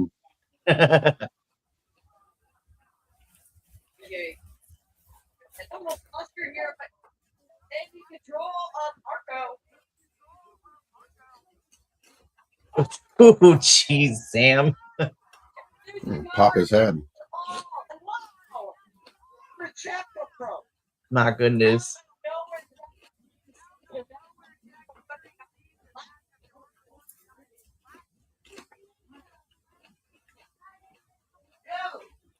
I think it would be fun to see someone if Barry's not there. KJ also gets on a run or gets a title or whatever the case may be. Someone decide to play mind games with him and start showing up and wrestling as Fuego del Sol. Heck yes. Oh. KJ's facial expressions are so good. Marco. Miscommunication between Orso and KJ, you're knocking out Sam Stackhouse. AJ trying to pull him back to life. The Marco's up. KJ. Lead is 2 shots off. Position character. Ooh, that was nice. No, hell yeah. Poison Rana.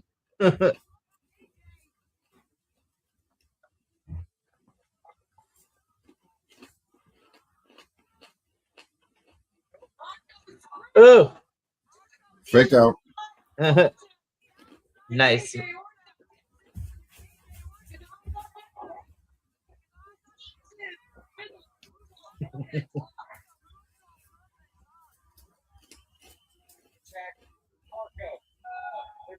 AJ back to the ring. I've always loved Marco Stunt's font use of the like Rugrats font Right. for his fights. So much fun. Oh,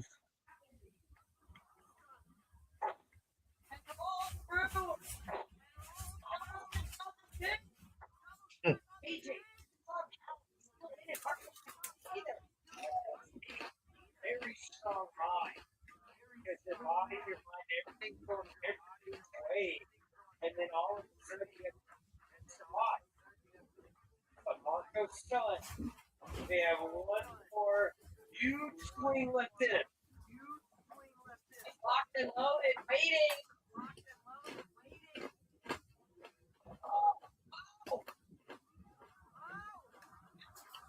Whoa, oh, whoa. damn, Marco.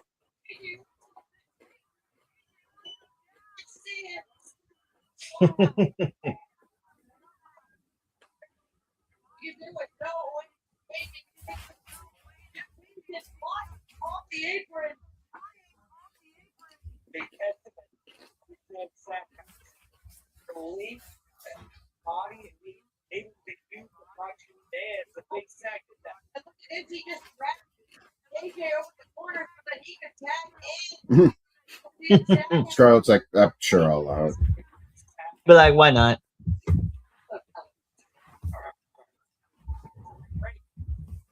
AJ goes, think about it. Marco up on the woman with Jack Gordon. Oh, Go for the Rikishi driver. Huh? Jack there on the road. oh.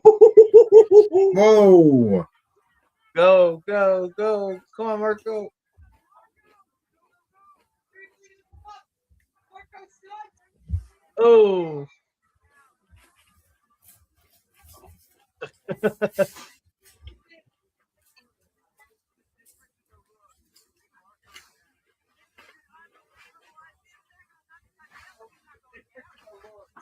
Marco and Jack.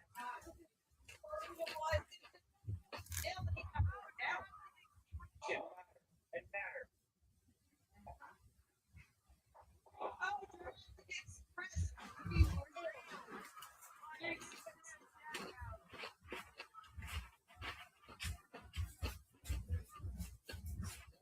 Very Marco. All of a sudden, the big sack up is there.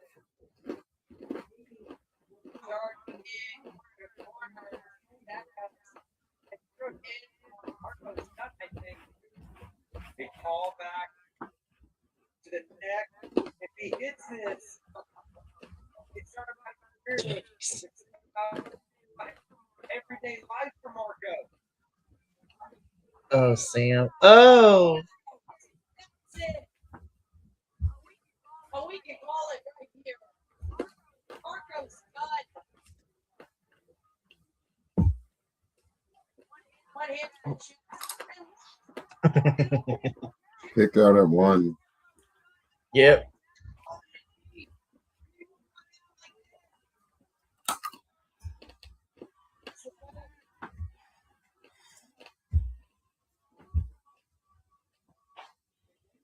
Oh, Just slaps. Oh. In the knees. Oh. Alley-oop right there. AJ Orso. Whoa. Not from behind. Here comes Jack Perry now. Six friends working together. And no Orso. Communication. No. Not the Nards. Oh.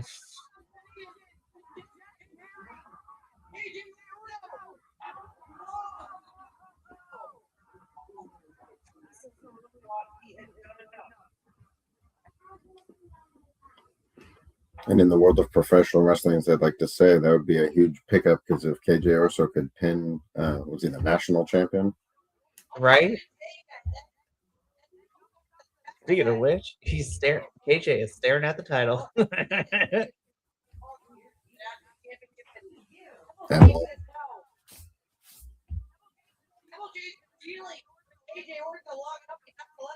Uh-oh. Crazy. Get Emil. MLJ, what are we doing? Yeah.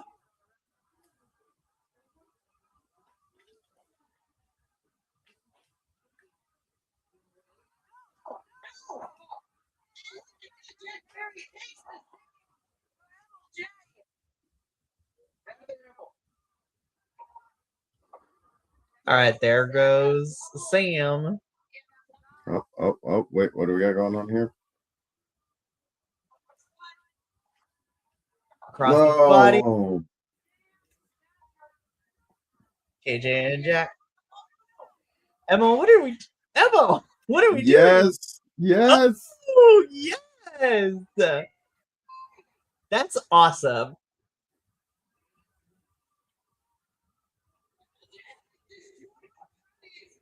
That's awesome. Oh, Nice. 1, 2, ooh. Oh yeah, and Marco Stunt gets the win too. Gets the pin. Yep.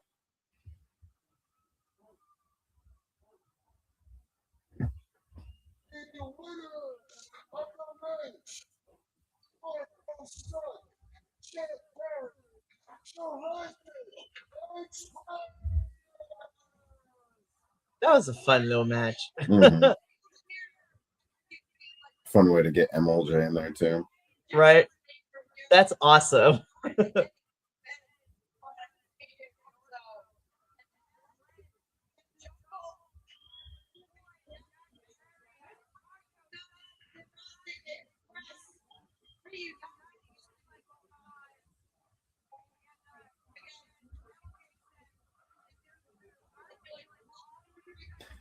Which, if this was Marco Stunt's last match, if he was just basically doing this like one-off, it's pretty cool. Right? He out here is being a car salesman now.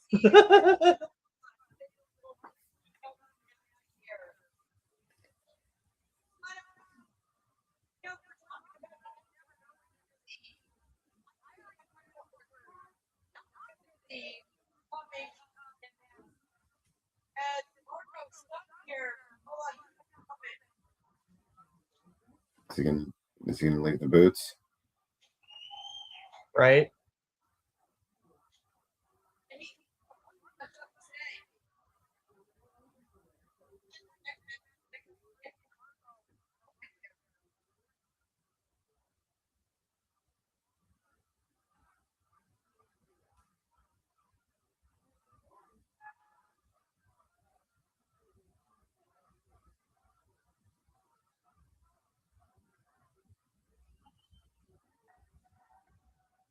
All right, Marco, let's see what you guys say.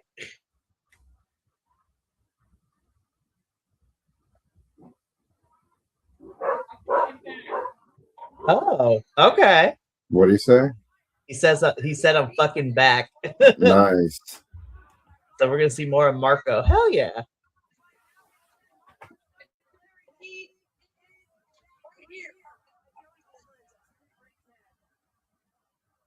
More Marco and GCW. I'm cool with that.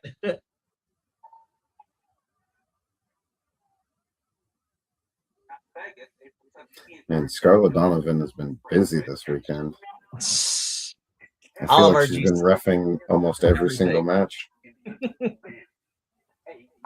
Oh Lord, here we go.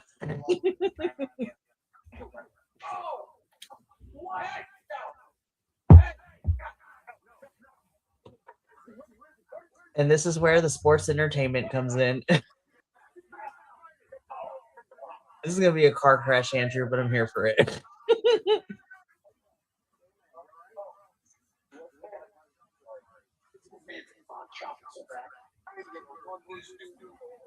Invisible Man has also been busy. He's been traveling around the world the last couple of weeks too, fighting folks. It's crazy out here with his schedule.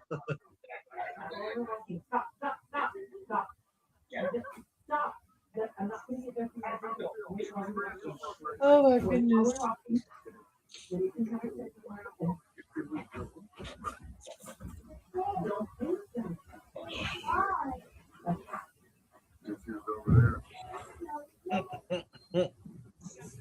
This is gonna be a I'm gonna be entertained is the best way I'm gonna put it, at least. It's just got to embrace the ridiculousness. And I'm okay with that. We know what this is, and I'm interested to see what is gonna happen.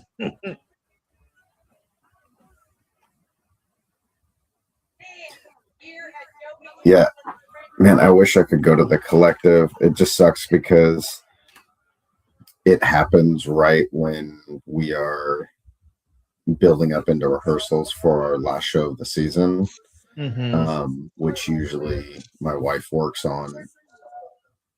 And I know she'll be working on the next one. And so it's like at the worst possible time because every night she's at rehearsal. So that means I'm like solo parenting all that time. Right. So,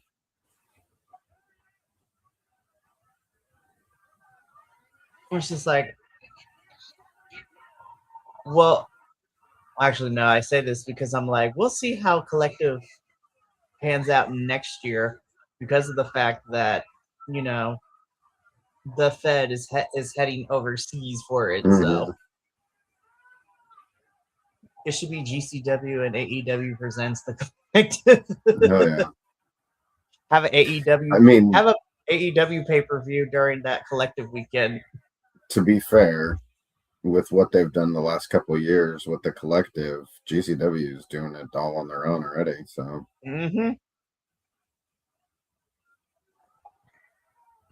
let's see.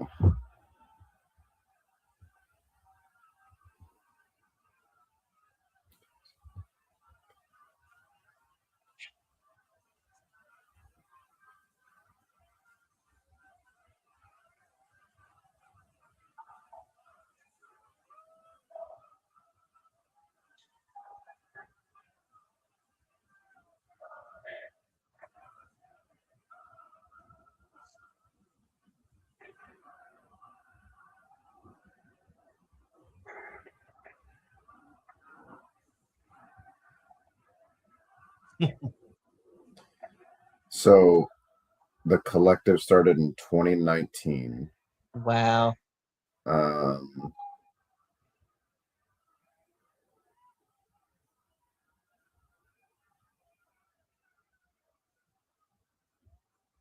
So this year is the 7th year. Yeah.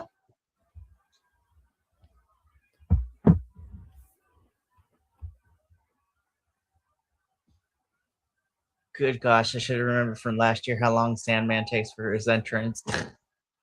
Well, and it's going to be his last one, so. Make it count. Okay, so while this is happening, I will be right back. Go for it. It's probably going to be a good half hour before we get the actual match anyway. Oh my gosh, for real.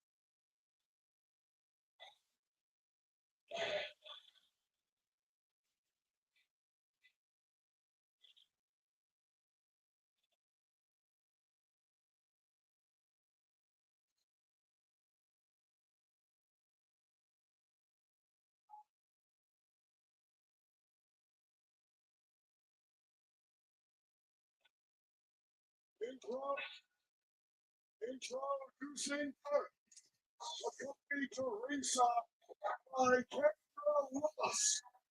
He's in second back.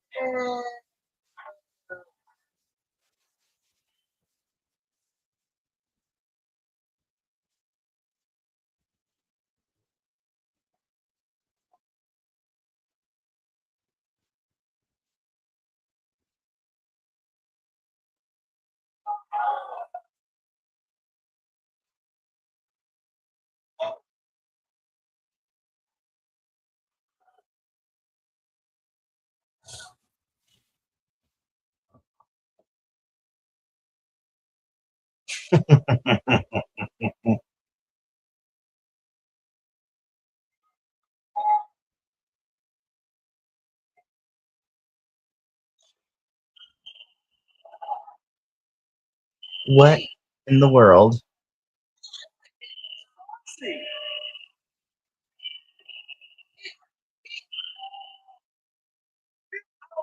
So in the corner of the invisible man, no way. He is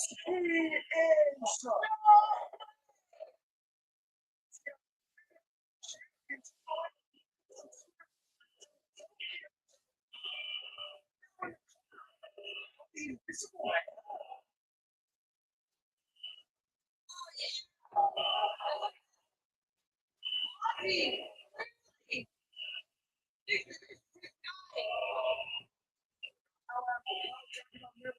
Spring break history. Foxy previously in the suicidal genocidal Sabu. He went head to head with the Sandman nearly 3 decades ago. Tonight, in the corner of the Invisible Man, Sanders' final match.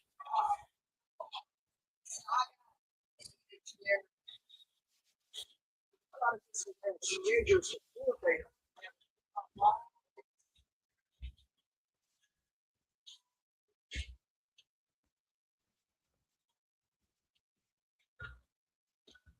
and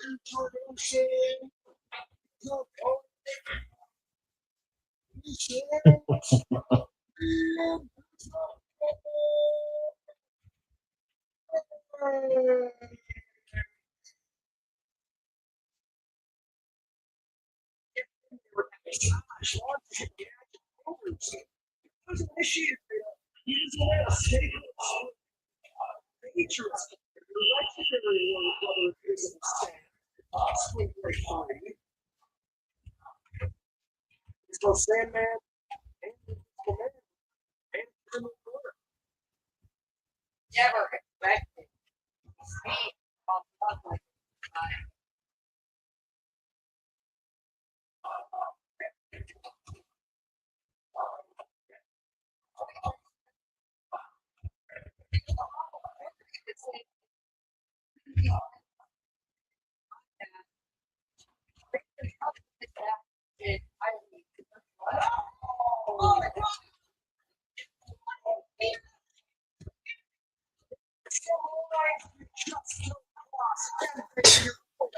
Oh, Lodi.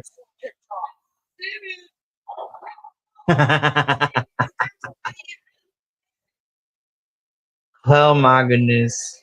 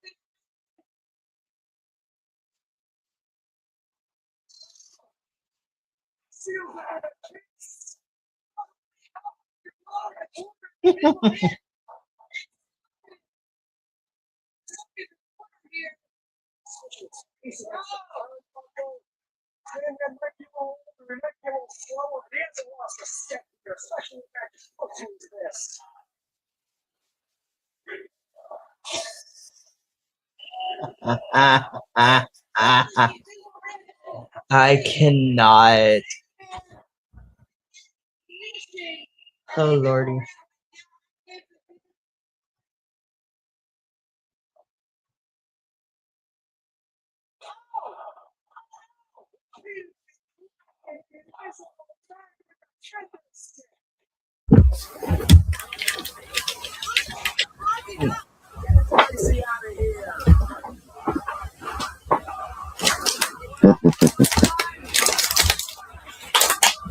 Oh, low blow. For real.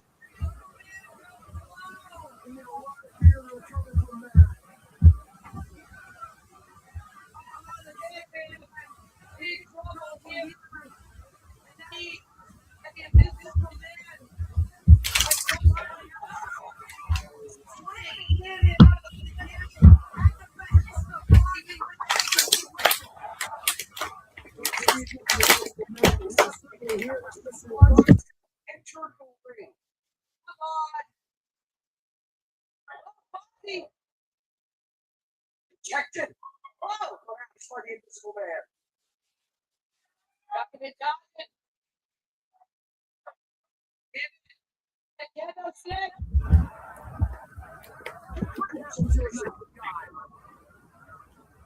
Watch out. Where's the invisible man? You don't know. I know. Wild. Ooh, who else is coming out?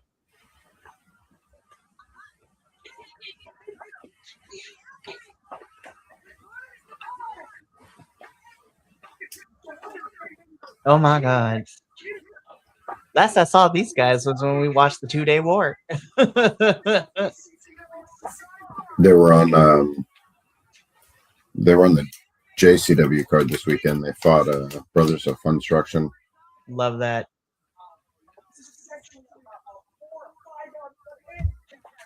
Two-day war was definitely an experience that the three of us shared. You, me, and your friend. Ooh, more people coming in. Speaking of people coming in, Benny. Oh, snap. Good afternoon, everybody. Hello. So what I got is 2732. Counting. 2 hours 47 minutes, right? We're 248 right now. 248. Yeah. Okay. 40. It keeps going. Oh my god. Cool. Anyways, what great fun this match has been, huh? Oh, I forgot that Vampiro also retired this week again too. Mm-hmm. Vampiro. You got a vampire. You got an invisible man. You got zombies. Juggalos.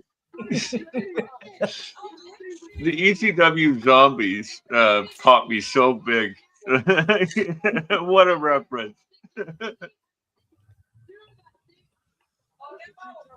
Our poor referee is like, I'm trying not to get hit, y'all.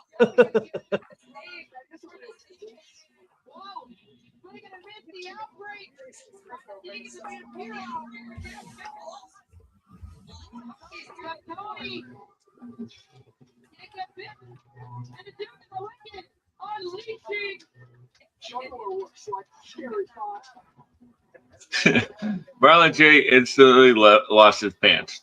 Yeah. What was that? Invisible man took all three of them out. Got it.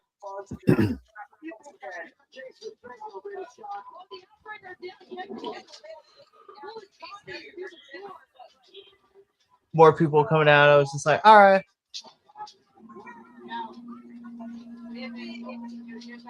Oh my god. Not Richard Holiday. What are we doing here?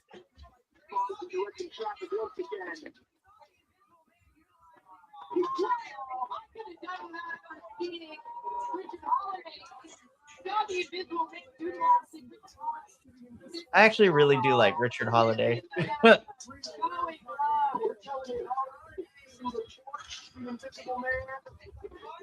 Jordan Oliver and Veda did a great job on this whole show. On the commentary? Yeah.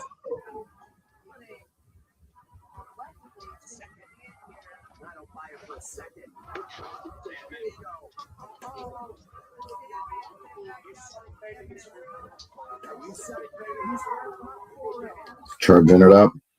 Right? Who else is coming out? Pero, maybe? What? What? What is happening?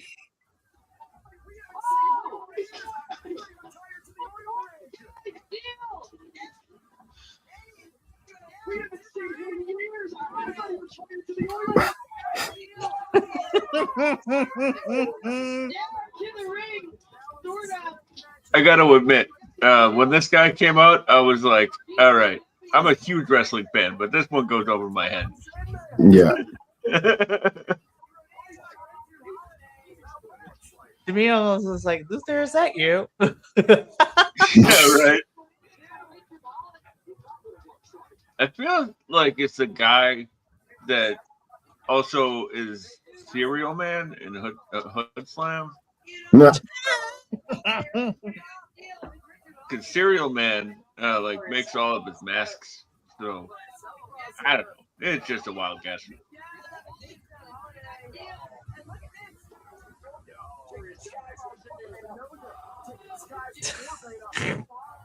The over-the-topness of his movement Yeah. is ridiculously fun.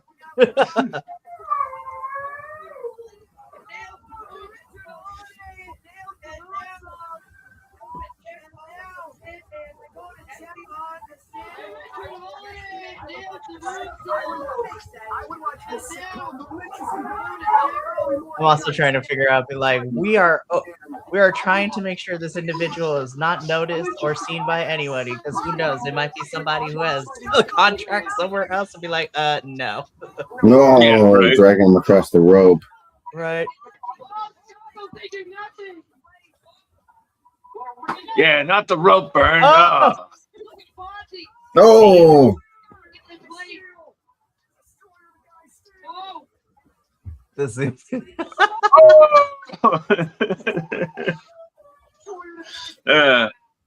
I gotta say, when Fonzie came out, I popped huge. 'Cause I was like, yes, I love Fonzie. He's so over the top and so ridiculous.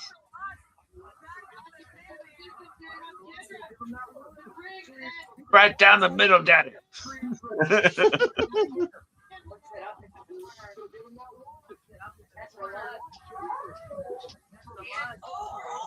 Oh, Kendra, why?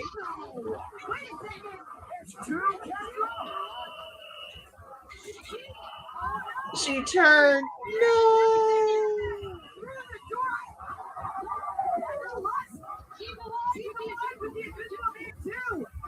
No.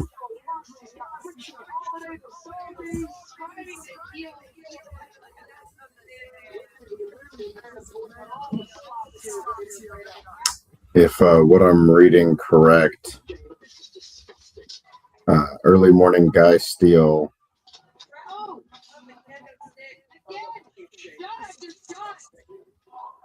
If it's who I'm reading it is underneath the mask. Let's say Taya Valkyrie knows him well. Oh my sense. God. Okay, now with the bald That's head. fantastic. Okay. Love that.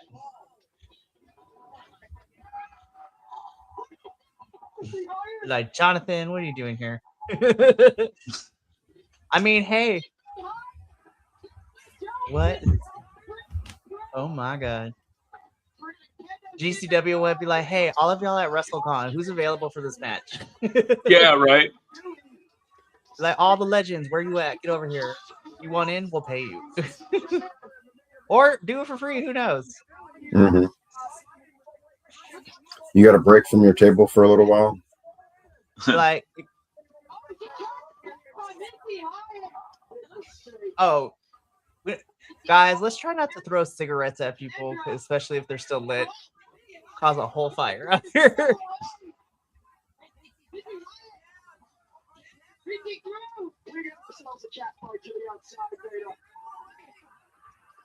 Come on, ladies. If you're gonna do this in those short skirts, maybe put on some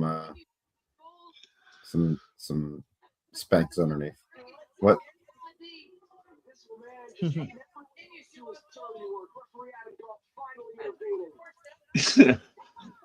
I was laughing because like as soon as Missy Hyatt and the other girl like rolled out of the ring, like they just both got up and left. Yeah. It just, They're like, all right, we did our part. Let's go. yeah.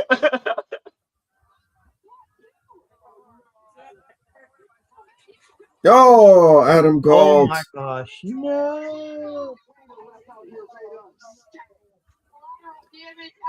Hey, you realize you need him to like count it, right?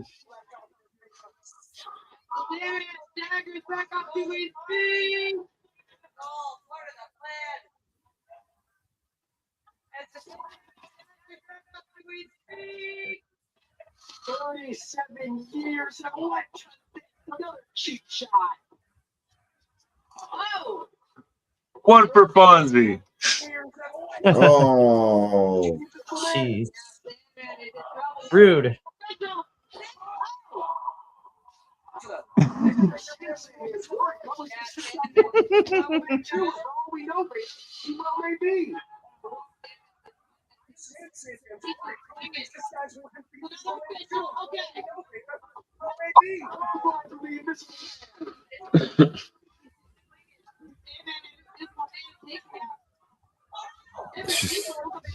Jeez Louise. Everybody referees getting are it. just getting taken out.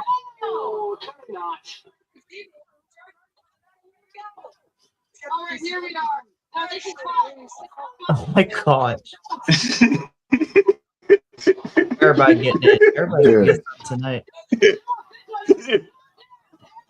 Oh, this is the best thing ever. Oh my gosh. I cannot. I love this. The refs are getting it. Security is getting it.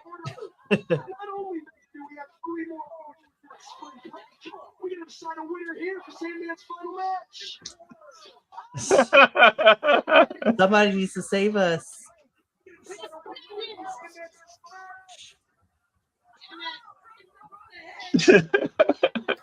I guess if you check out all the referees, you can't lose. For real. Sandman forever. Bro, these refs are like... I was like, don't hurt yourself, y'all.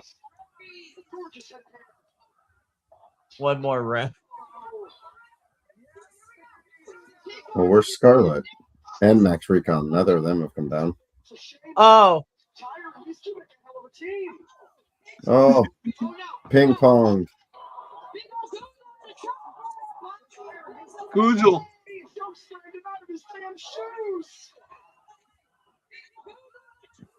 We lost the shoes. Yes.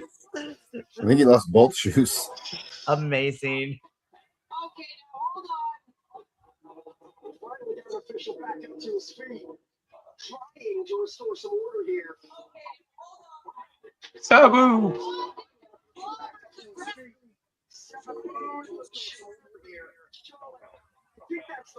No. Damn. Shout out to this ref, y'all. This is getting crazy.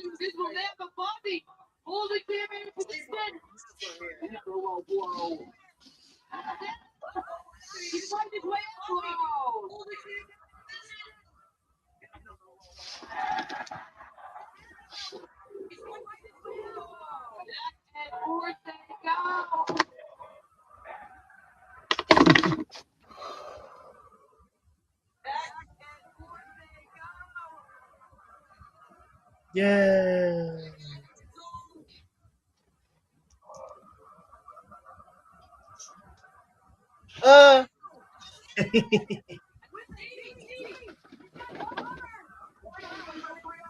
Oh my god. I think that might be the record for the most amount of refs calling a pinfall. I love it. Oh, this is...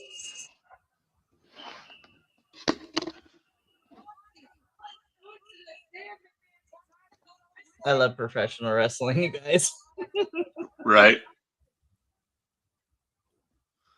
No, not a ladder.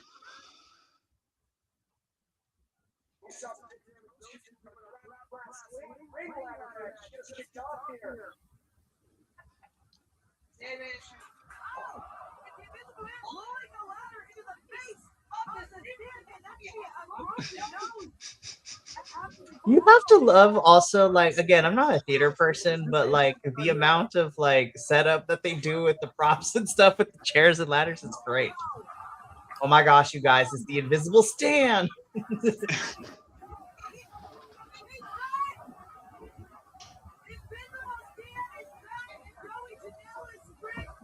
Oh, you know what would make this even crazier, you guys?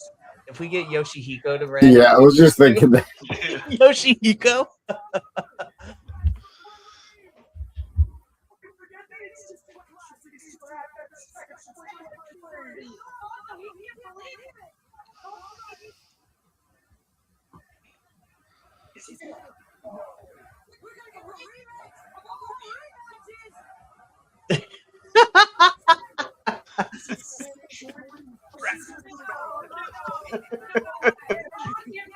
You gotta love. Oh my gosh, there's so much lore, you guys.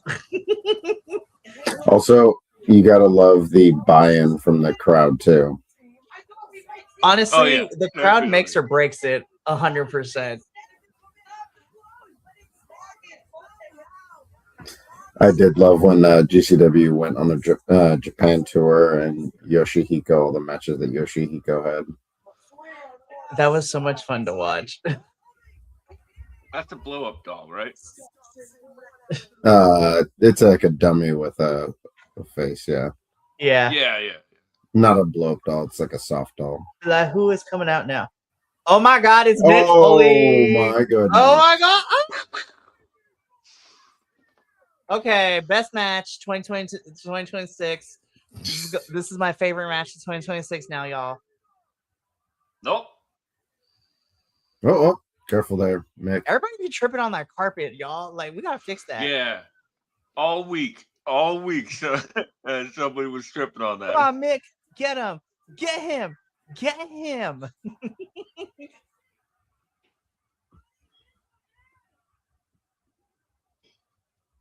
Mick Foley is like my granddad. Like, I love him so much, and No.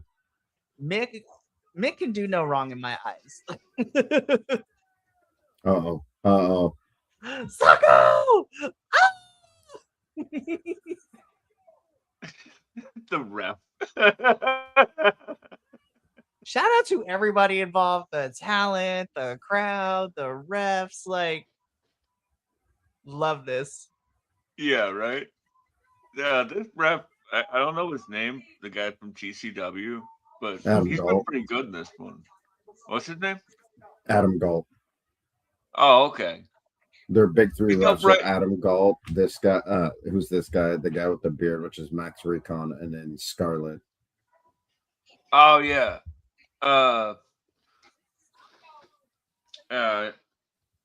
This guy's no Bryce Remsburg, but who can be, you know?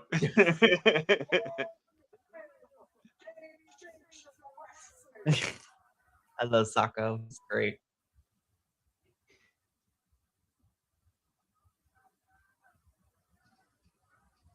Aw. Hug it out. Hug it out. No. Invisible Stand, No. Invisible Man hit.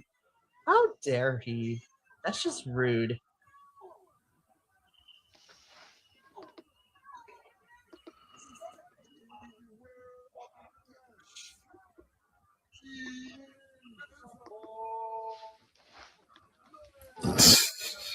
Boo! Wendy Testaburger, boo!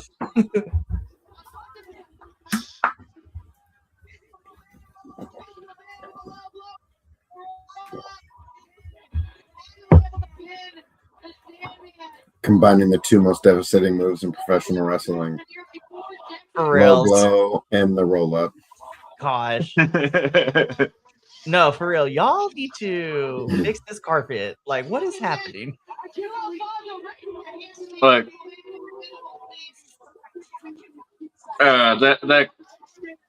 that rep spot was like, you remember in the Blues Brothers when they when like they're the cop cars that crash and everything. Yeah, they crash and crash and crash. Yeah, that's what that sort of reminds me of.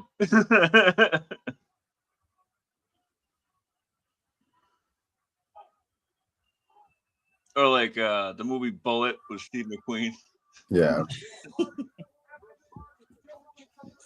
Oh my gosh, that was so entertaining. Nick, I love you.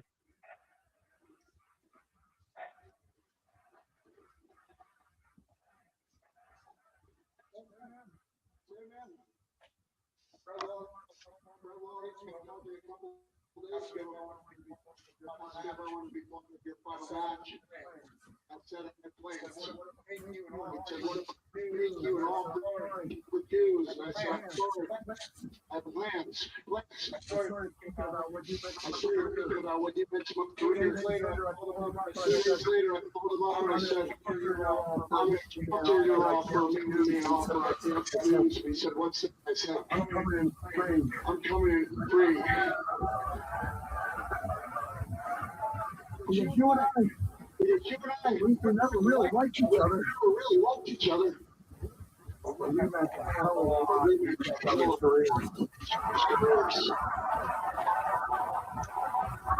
And I might not like you, but I love you. It's an honor to be in your final. Oh, Oh, Mick. How can't you not like that guy? Oh yeah. Mick is standing on the right side of everything, honestly. Yeah. Well, I and will how fight much he you. was the top, how much he was of a top wrestler when in like by all metrics he shouldn't have been, and what he was willing to do for the sport because he was passionate about it. Definitely.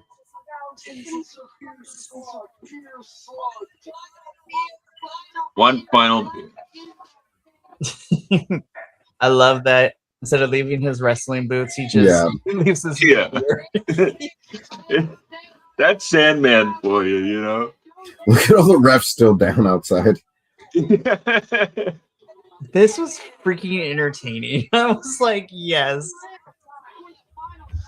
Yeah, I had a feeling that they were gonna loop Enter Sandman like 3 or 4 times, and that's exactly what happened.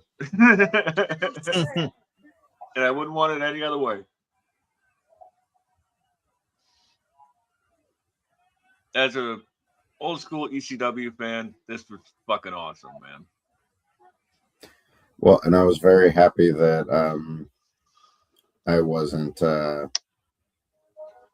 wasn't watching this being afraid for Sandman like I have been for some other retirement matches. What happened last year? Yeah.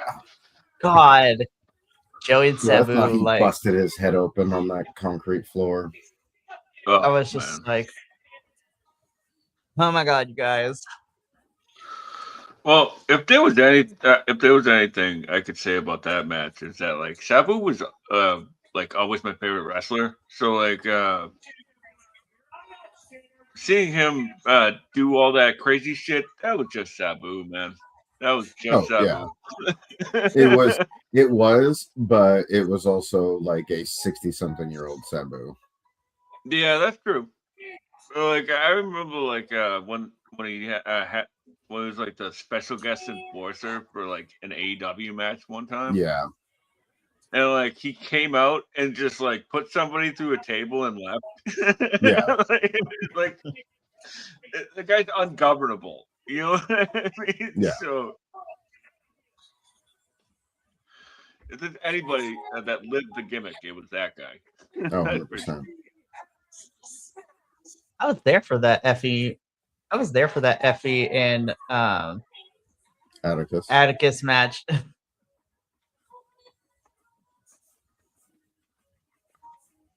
Guys, Effie's fine.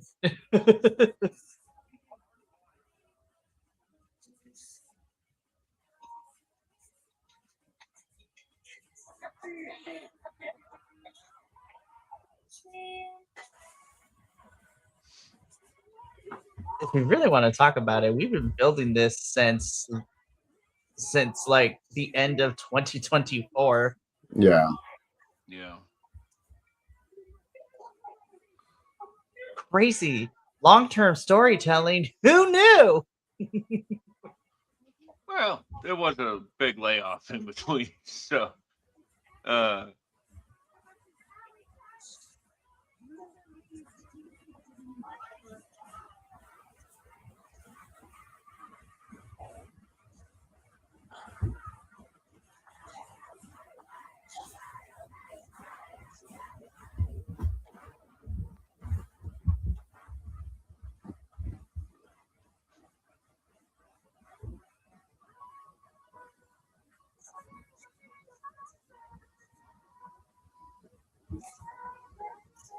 oh, the night they beat the Briscoes. Bussy is about to be no more. I mean, I feel like that's already the case. Effie versus Alley Cat. We don't cry. Leaves game. I forgot that cheesy saying. It's just like, don't cry that it's over. Smile because it happened. Exactly. I was lucky enough to see one of Bussy's last tag matches as a tag team Nice. before all of this, you know. He isn't my friend, and I want to see him be better and do better.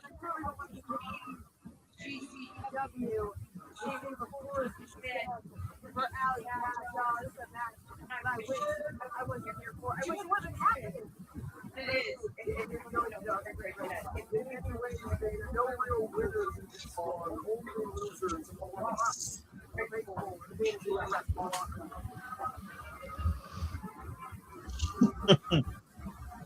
Guys, Effie's looking fine. You don't look fine.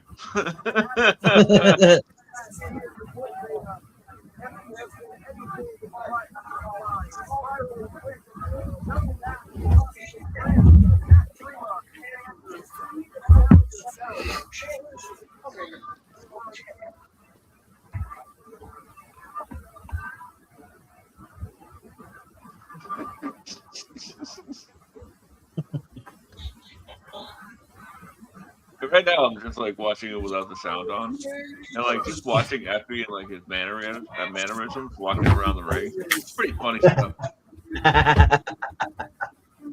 because he's definitely conveying something. You know, I'm not gonna say what it is right now, but He's going through it. It's the nicest way of putting it. Effie's going through it, you guys.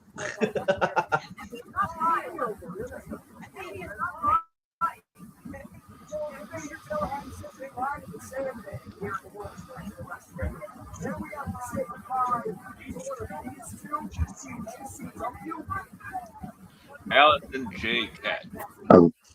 I love the look she's rocking. Right? Definitely.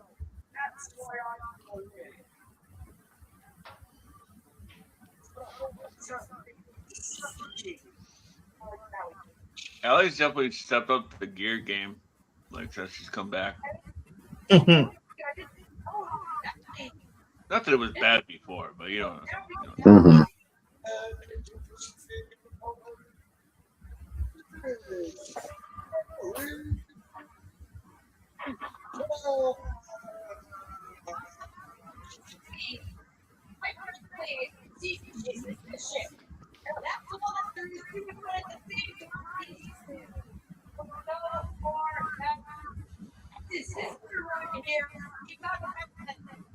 Alley Cat Velcro. Third. You almost be 2 feet 5. Forward GCW tag team was on the scene.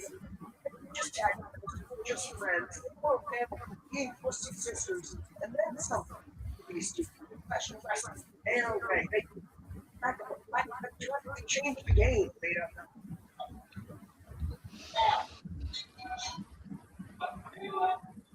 Very last time, either FB or Alley Catch. Step foot in a game changer wrestling thing.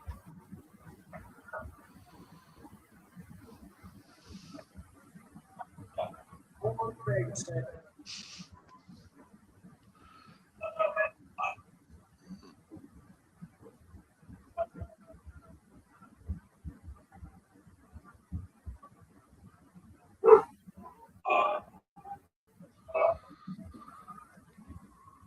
See, of course, that Jimmy and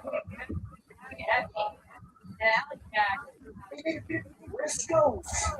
Those titles, Beta.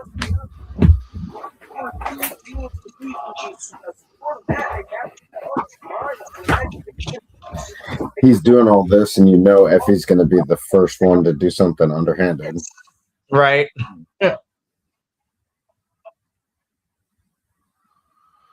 I feel like it's a bit sarcastic. You know?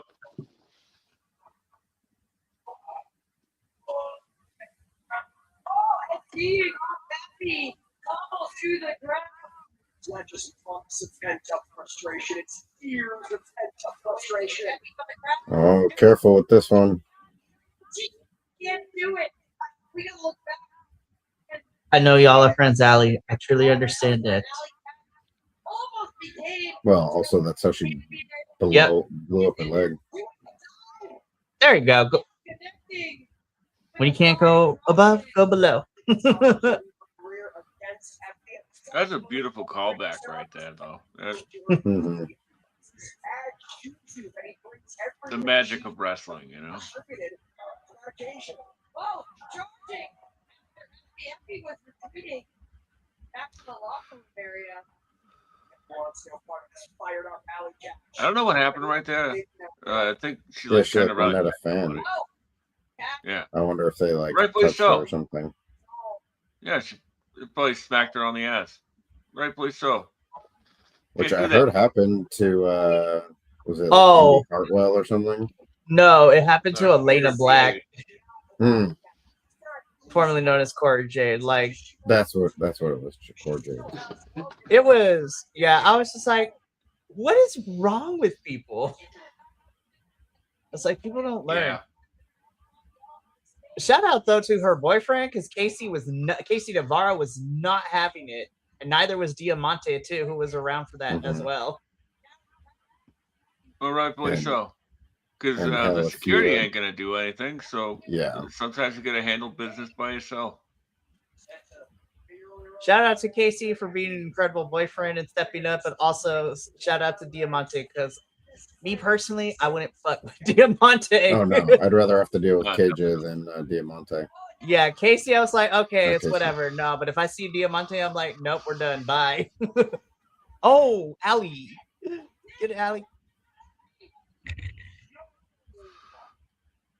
Yeah, people have really taken it far too far. Like hanging outside hotel rooms and hanging in airports.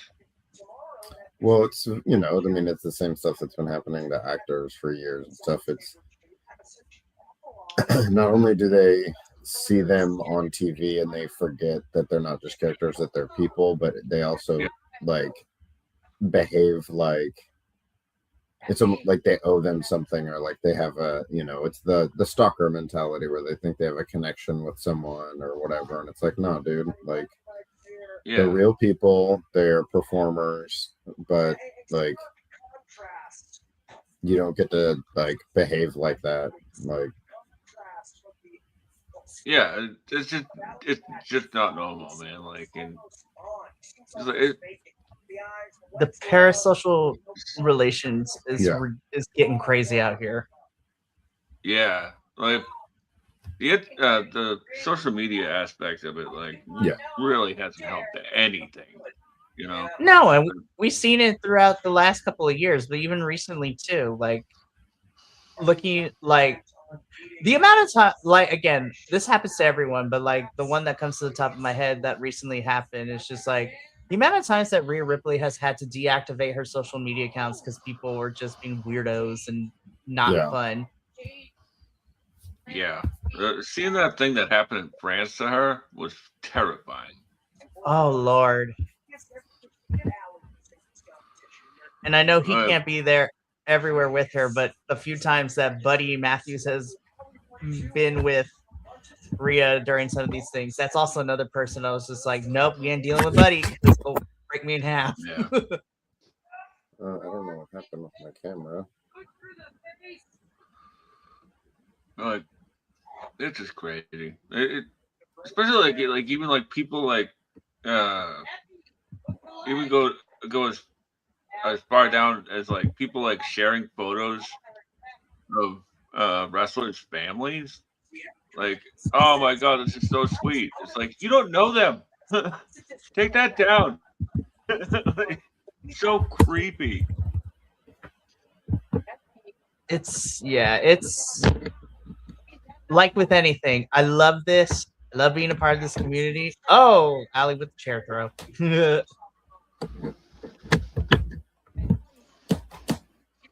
But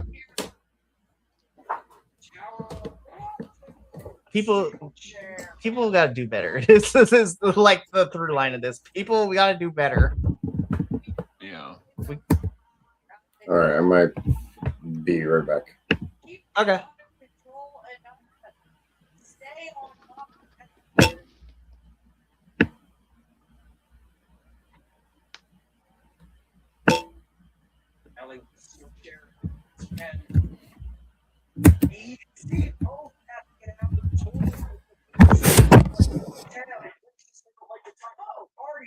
They don't want to do this to each other. I feel like there's no choice. Rami, that could tally the time to make the climb. Oof. Happy feet into the steel chair. There's a cover. Oh, but Happy stays on the mat. Break your neck, crap. Excuse me. Alley catch. Returning here. She's still holding on to the side of her face, too. Now I'm not afraid to put on a hardcore herself, a veteran of tournament of survival, and Effie's asking for it. Saying anyone with the best shot is his sister. Fine behavior. Dang. Effie's not fine. Sabu. Certainly are after that shot. That's what we call it when they just throw them.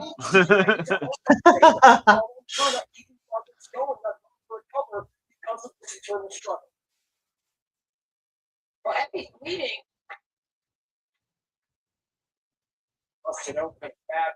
Surprisingly, the first time someone bled this whole entire night.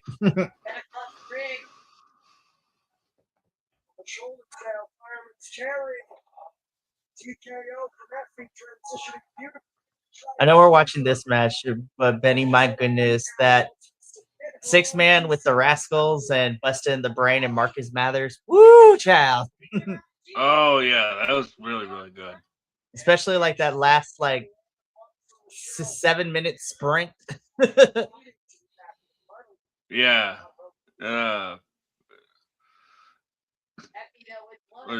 Dez, like, he's so damn good, man. Desmond. They are. Like, Dez is good. Oh my gosh, they're all good. They're all great. I'm not just singling out anybody. I just mean like, you know, I don't know. Des probably has the most experience out of all of them, you know? Absolutely. Like, Myron Reed is unbelievable. Like, I love his work in Wrestling Revolver. Right. Welcome back, Andrew. Well, like I've noticed a lot that like a lot of the independent stars that went to WWE for like 5 or 6 years. That like some of them walked out even better. Like Shotzi, Shotzi was always great, but now she has like a new sense of confidence, you know. Yeah. And Desmond Xavier is the exact same way, I think. Well, and I think not only do they get to do things that they're never going to get to do in the Fed, but like one of the great things about GCW is it's hit to wrestle and shows that, and same with many of the women wrestlers, is that like they get to have matches that they're not going to have anywhere else because so many people treat them like they can't, or it's not going to be believable or entertaining, and they show that it can be, but they also get to be more of who they are, or show the range of what they can do. And I mean, like Charlie Dempsey, I think, is a great example of like he is so much more interesting when he shows up in Bloodsport than anything he does in NXT. Mm-hmm. Like my perfect example of this would be Ricochet, right? Oh yeah, 100%. Like a guy that was like next level ability wise, but really couldn't talk that much before he went. And then he goes there, doesn't really talk much for 10 years, right? But like clearly learns how to do it in a way that works for him. And then gets goes to AEW, and that's like one of the best heels that they have, you know? Well, and I think part of that too is like how much of someone not being able to talk is them not being comfortable or able to sell a script that's related to them versus them being provided material or contributing to material that's going to fit with their presentation and how they can present it. Mm-hmm. Yeah, that's true. Some people are much better with just bullet points and just filling in the bullet points, you know. Happy, really feeling it. Catch the fence in the corner. Happy is my friend as well. And I'll ask you, is this the man you know? Is this the man? I've always heard that, you know, going to different places, you learn different skill sets, you know. Mm-hmm. So now I feel like a lot of the people that are coming out of there have that skill set, so they're bringing it back with them, you know. Mm-hmm. No return, perhaps. Just having his way with Alley Catch here. It's almost uncomfortable to watch. Oh, Seth Rollins! Oh, yes! Turned it into a powerbomb! And look at this! Pitching on a deep deathlock! Ooh. The version of a moonlock here! Nice moonlock. For real. Ah, not the eyes. She's just a fucking bitch.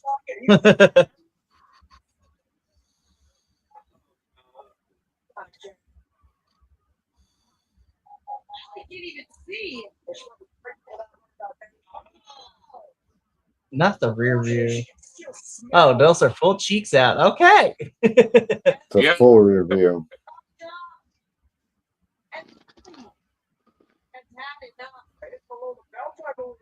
Yeah, she just gave him a haluva kick to the second head. Imagine this is how he effing loses his hair literally with his pants down.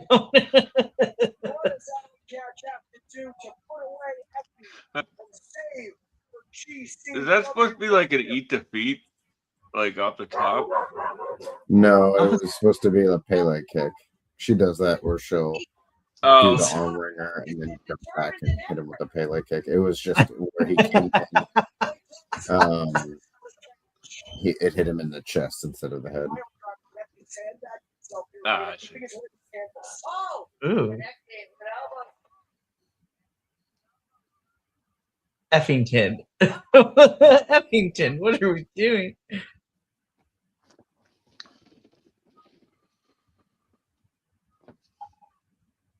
Happy takes off.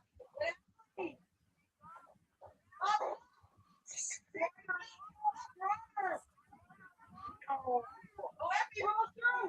Don't think at all. That was way too close. Imagine if that was for feet. Oh! Oh, spear.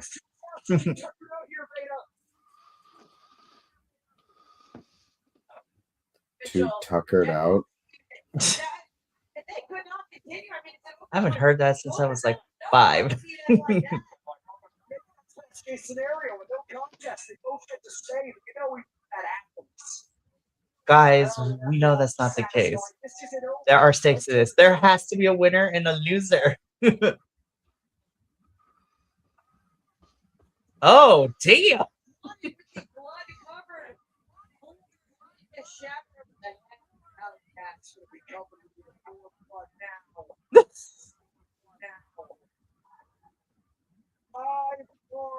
Years, half a decade of resentment, frustration has led to this. Allie, back across the face. I need the digit.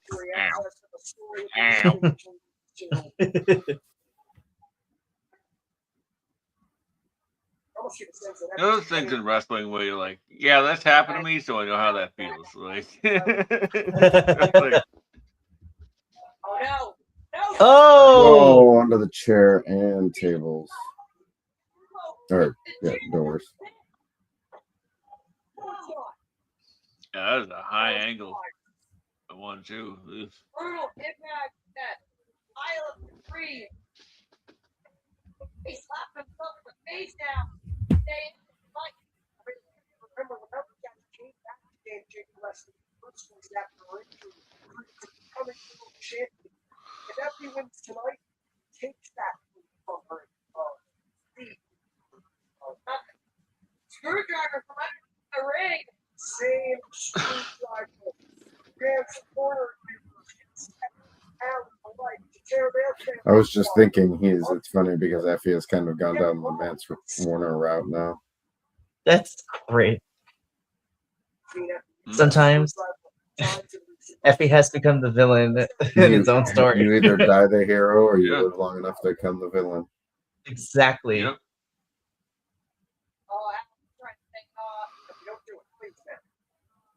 To be honest with Effie's you, gonna be great. the characters needed to change up for a while, so or at least another gear. Anyways, Manders! Both of these two, SGC brother,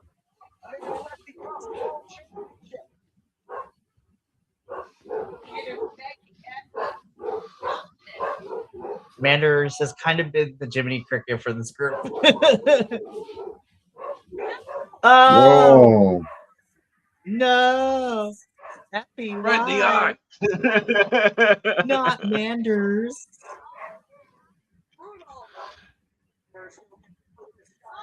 Oh! I guess we can call him one-eyed Manders. mm-hmm.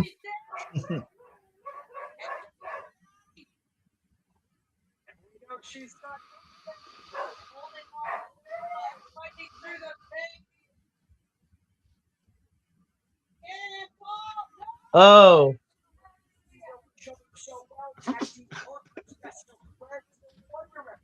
You're playing out of time to stop, but We've seen him get physical with Amy Rose in the past too. She's just here to do a job. And he took the belt. Oh no. Oh no. What are you doing? Since I left the here.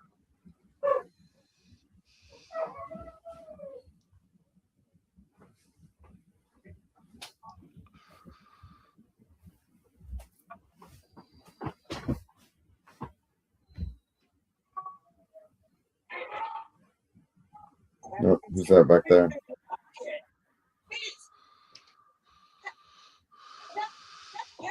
Wow.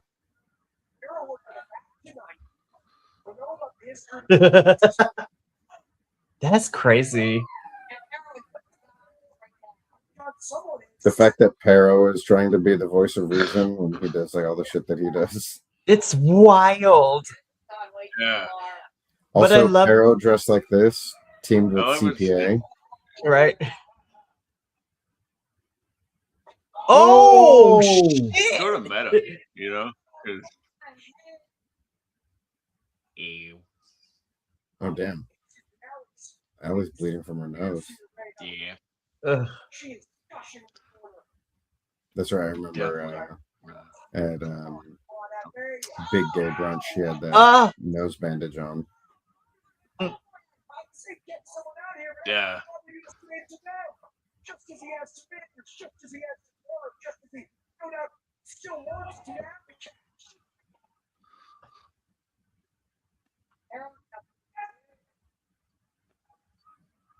You know what would be even crazier? I know it's not gonna happen, but could you imagine someone like Atticus Coker being like, Effie, the freak, bro? Yeah.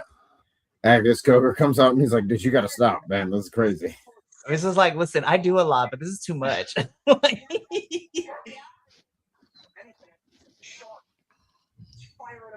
we just need the trifecta. Where's Man, she? she definitely broke her nose. Yeah, I just don't know where that happened because Homegirl is gushy. she was in the corner before Manders came out and wasn't bleeding like this, and then which it could have happened before and it's just finally started to run out. But Right. Yeah. Sometimes those things they take a minute or two yeah. to like start bleeding like that.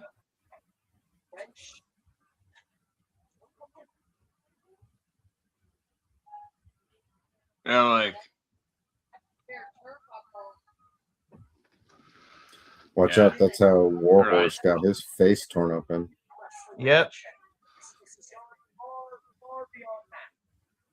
don't blow your nose afterwards, that's for sure. No. Oh. Okay. Oh my gosh! I even was saying, "Where is she?" And there she is. Yeah. Thrusty. Yep. Well, and Dark Sheik and Look at the- Effie were mother father. Yeah. Oh, she has a Ben Riley hoodie on. That's awesome. Hell yeah. Yeah, look at this Spider-Man grip. Pretty crazy. I knew I liked Sheik more. Well, I mean, Sheik is a huge nerd, so I mean, the fact that her nickname Oh, is yeah. the mother brain.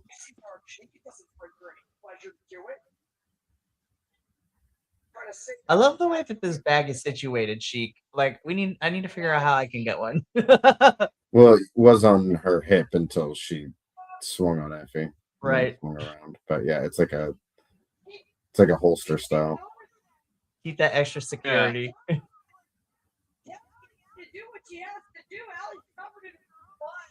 Things just got very, very. Oh, poor Allie. I'm crying. She seems tormented by this, but at the same time, I think she knows deep down this is the only Listen, way. sometimes if you love someone so much, you gotta let them go.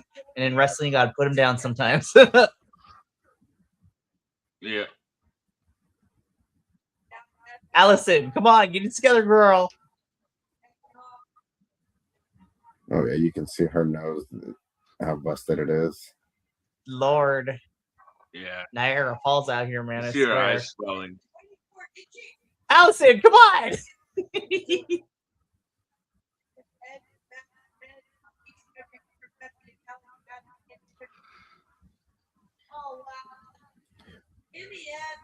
Well, and you gotta wonder like what they're saying to each other here of like being the last match and stuff like that. Like, Right.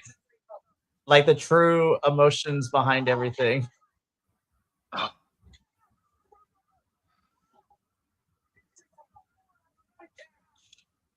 Allison, in the words of Panic at the Disco, if you love me, let me go. This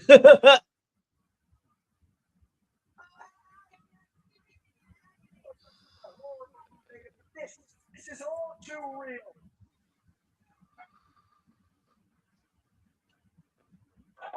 Oh! There was so there, did Alec? Oh! Larry to the side of the face. Now, this is a watershed moment in the career of that. He's not going to do it. Even he can't put himself to do it. Oh no! Oh no! Rather happy. It's physical exhaustion. It's emotional exhaustion right now for Effie. He is torn. Oh! Catch for the win. There it is.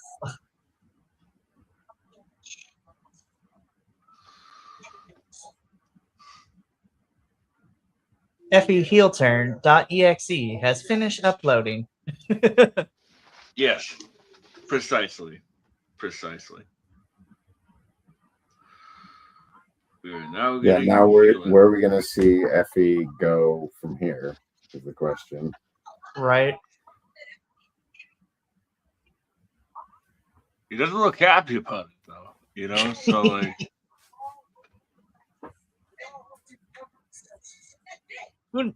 I'm very interested to see where Effie does go, but it does set up some fun stuff because, I mean, you have him and Manders, him and Arrow, and Sheik.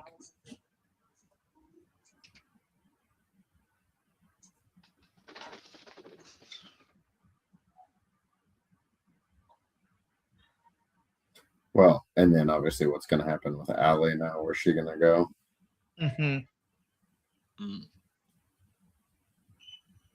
I mean, obviously, she is best friend. Go ahead. I was just gonna say that she is best friends with Ricky Saints. So. Oh.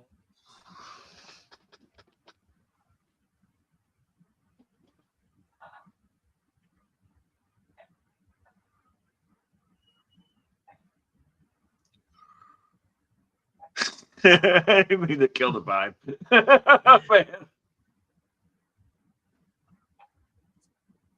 Well, I'm trying to think, like, Allie can go to other independent promotions because that's what she does anyways. But if she was going to go to any of the, like, I don't want to say bigger, I want to say promotions that have like television deals, right? Mm-hmm.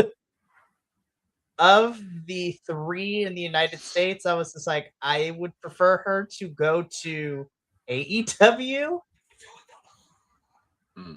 Because Lord knows I would not want I love NXT, don't get me wrong, but I would not want to see Allie there because of how much they would change what she does very well already. I agree. And then TNA is adjacent to that too, so I'm like, ugh. And she had done a couple spots for TNA. Yeah. At least with TNA, if she does like not a full like exclusive contract, she could still wrestle on independent promotions and stuff like that. Oh, can she? I said, oh, can she? I know. You sure she's not gonna get those offers and then get pulled from them? God. You know, I thought I was over it, but now I'm still mad now. I'm mad again. Can I just say this? If she went to a WWE, she would be a low to mid card person that they would just use for other people to beat. If she went to NXT, like either way, if she went over to that Fed, she would, she'd be like Allison something else that they would name her and might have a bit of a pop in the beginning and then wouldn't get much more than that. Just because, like I said, I don't think she doesn't fit the mold of the type of people they want to push to the top, especially when you go into the 2 main rosters. And I think AEW, she could definitely be a good addition to. I mean, she'd be a good addition anywhere, but she'd probably be a good addition and might have a good chance in like the TBS title picture and that kind of stuff. And being able to be on Ring of Honor and all that. That's what I was saying. If in AEW too, Ali can work both Dynamite, Collision, and she can go Ring of Honor. Like immediately, the person that comes to mind, I would love to see her work a program with someone like Trish Adora, or even Queen Aminata. Speaking of which, thank God Aminata's back from injury. I have missed Aminata so much.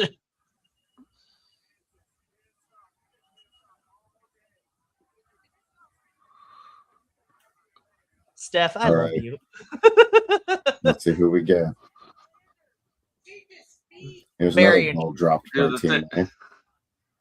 No. The whole thing is with like, probably like signing with NXT, like that guarantee's gonna be pretty damn good if she's giving up all these empty dates, Steph is also a really fun story too, because she went as an NXT, they didn't see her, and then just the revital, like she made a name for herself. So,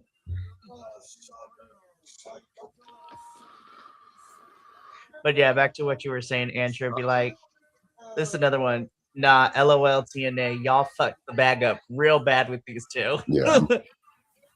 Right.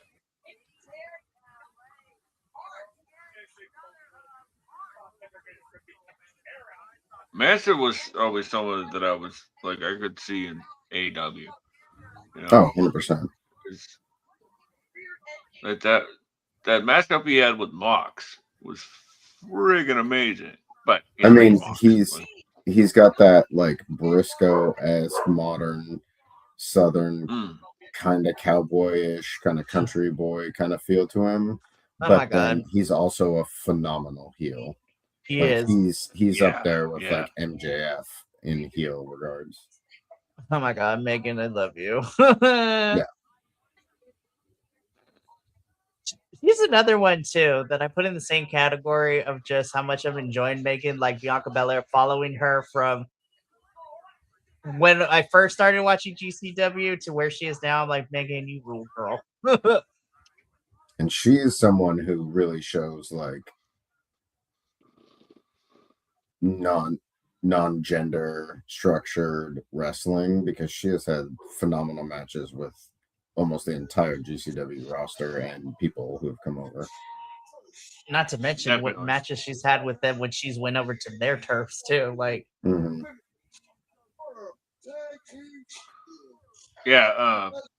she's had a buttload of great intergender matches and beyond in the Northeast. And oh damn, we ain't waiting. Oh, come on now.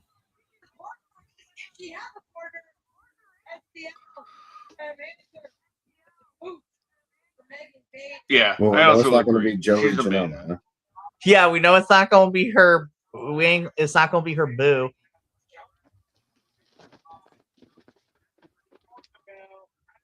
Manson's like, let me not hear her with this AEW belt because that might cause problems.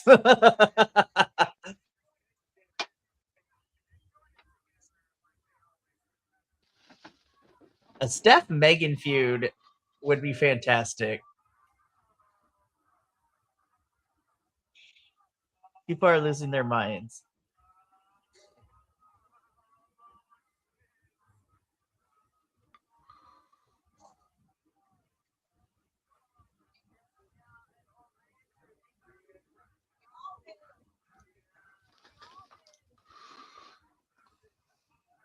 Oh shit! Here we go. Oh hell yeah! Oh hell to the yes! MTK all day, motherfuckers.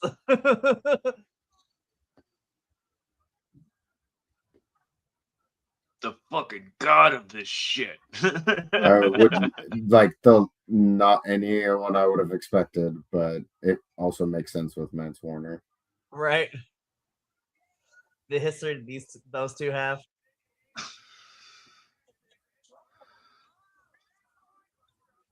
It's also like him not being on this show, like it was like it didn't feel right either, you know. Yeah, especially because he came back now. It was Seems to be doing okay, healthier, clean. he's much trimmer than he was before. Mm-hmm. Yeah, last time I saw a picture of him, I was like, wow, Nick's ripped. Well, I'm pretty sure he did the whole sobriety thing, but then he also lost his partner and like so he went through a lot of shit. Oh, He's gone through the ringer the last year or two.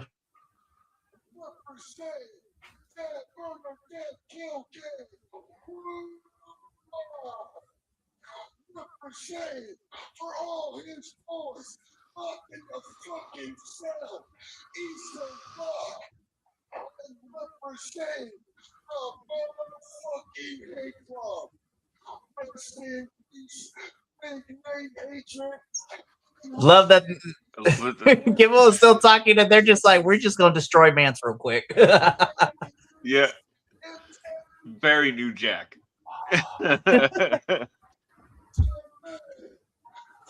I don't know how they would do, but could you imagine Nick Gage and Eddie Kingston in the same room? Oh, dude.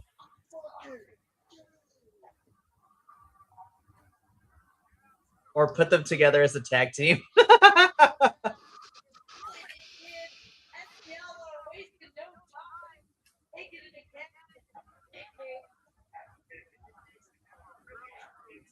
Get him, bang, get him. Oh, we got the split cam. Let's go. Courtesy of Game Changer World. Yeah. Get that money. Get this production money going. They're like, we got coin, y'all.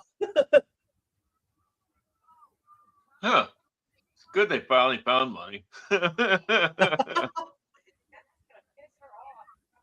We got production, Hanny. Oh, damn.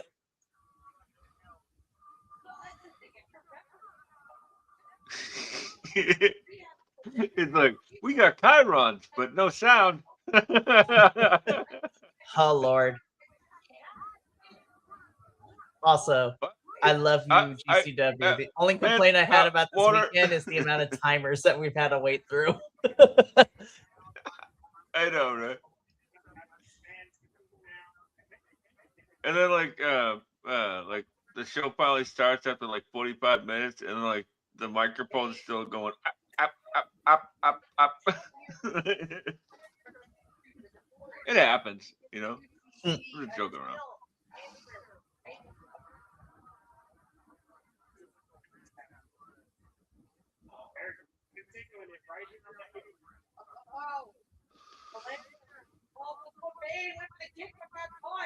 Electric chair. The hardest part of the ring.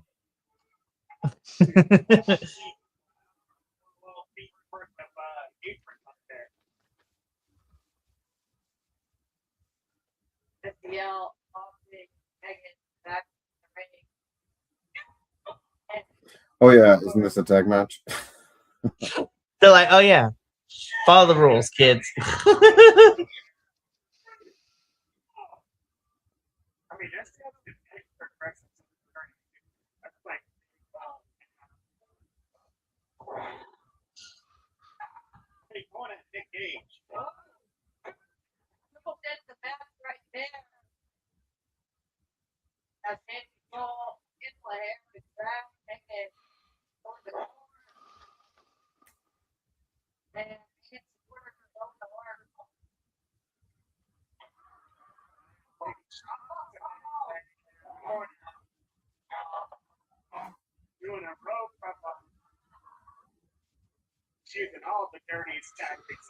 I love this smashing gear from Steph DeLander and Manser.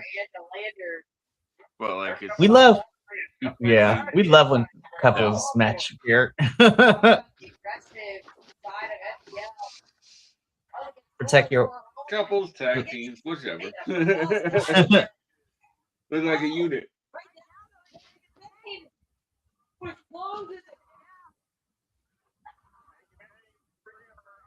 Oh. get back into that corner. Just hold it down for us to come back down. Straight right to the head. On the ropes, man. It's not like this. Behind the referee's back, SDL. Joking out.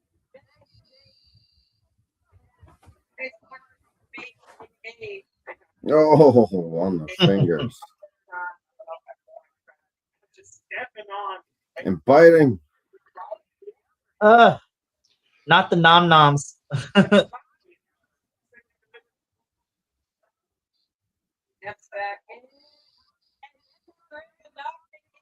What did you do about it? No, but y'all just got breaking them. Big ego. Found an opening. Linden trying to shut back. Shot for shot. Yep.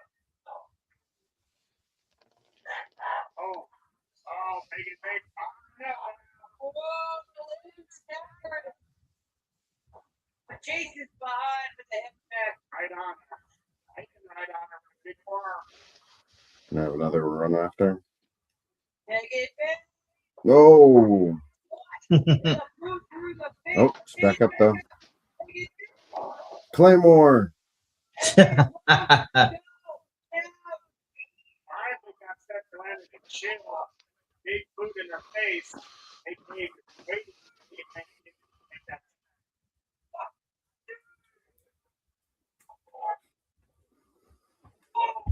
Oh, struggling. Panther. Big Dave, they both want tabs. Here we go. It's a fight. Dave with the I'm going to be right back. Good. That's how that much did one. Just forgot who Big Dave is. Oh, Oh God. damn. That door He did didn't not. even wait for him to turn around. Nope. Big Dave don't care about nothing. Now, what is Stage doing? Oh. Vader Senton. Senton Vader Bomb. I did a full story. I see you, Nick. Oh, that yell and break it up. Again, SBL going right after Big Dave. This time make it bang.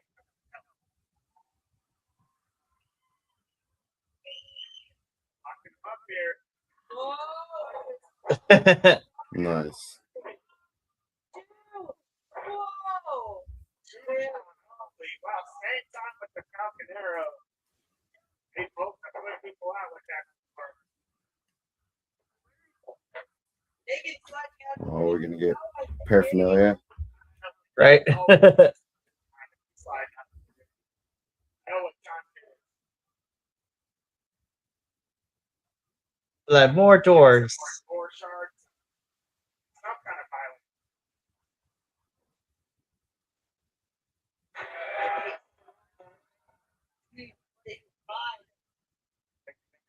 Still chair. Sounds like. Like, get a pizza cutter involved. You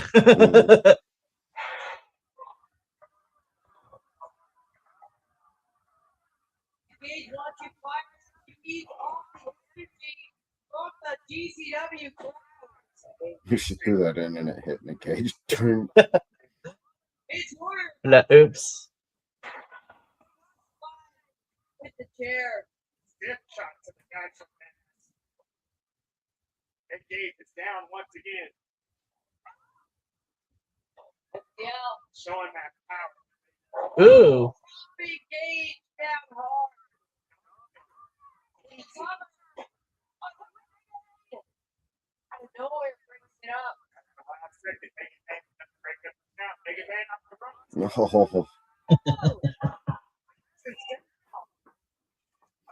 Oh, turnabout's fair play.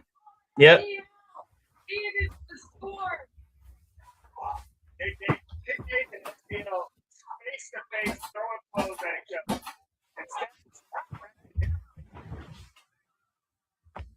Oh, block the shot. No. It's caught here. Collected face first. But watch out for Manser. Oh, damn. Jeez. That's like a front kick to the face instead of a big boot. You're like, dang, man. Now, man, repositioning some of this water here. Another destroyed table that it gets some more damage here. Engaged so quickly earlier. Quick match. Let's see what happens this time. Oh, right to the eyes. Have to set the chair up or something. Oh, Dee. Oh, Missed. Manson's like, oh my gosh, that hurt. Door did not budge. Just skull and door combination engagement. They clearly took a lot out of old man to put it all on the line here. Everyone is down. Let's see how it's getting up. It's the chair. Oh, God. Oh no. Wait. Megan's got a chair. Two chairs. They're going to Matt Tremont it. Oh no. Okay. Later, we sat down first. Hi, girls.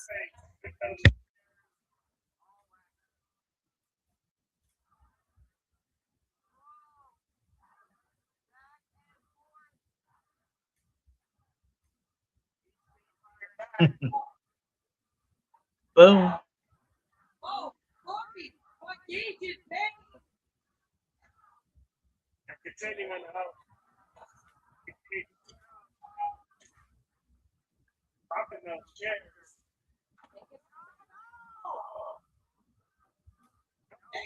Oh, Why don't steal the chairs? let's get chairs up again. What do you see here? That's a second pair. Two chairs set up Uh-oh. together. Double boots on. Oh, those did not move at all. No, they did not.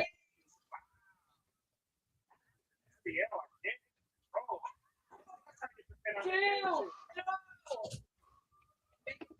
If they're making a mistake, I'm pretty sure that will be over. And so close. Yeah. You're ready. Oh. Oh, you break through. Oh, go, Megan, go.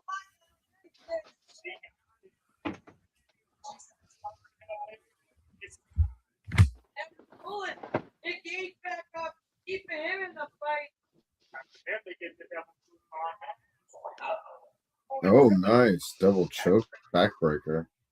Engage choke breaker. Oh, Chair. Oh, damn, Megan. You just tossed that. Chill. Oh. Kick out. Damn that Yes. blender. Beating. And steal back into the ring. Oh, get it, Megan. Woo. two face washes. Oh, what's Nick Cage getting? Yeah. Yep. Oh yeah. And there it is. Pizza cutter. Oh my gosh. Do it. Do it. Don't forget to order Domino's tonight.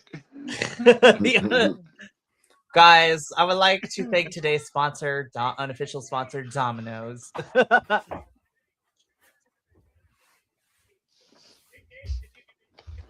Should get the Nick Cage special. It's a large pizza with just red sauce. Nothing else. Or actually, like, you put so much pepperoni on it, it just liquefies it on top.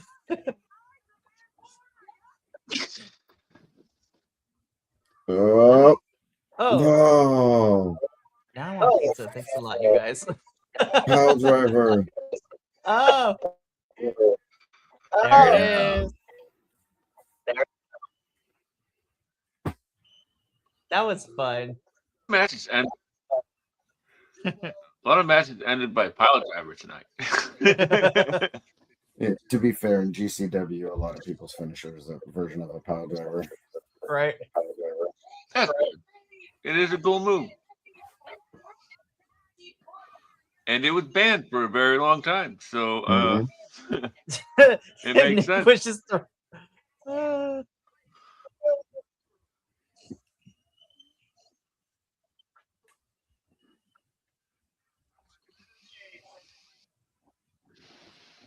Really happy to see Nick Gage back in this capacity. I wonder if he'll be back for the NGI. Oh Lord, who knows?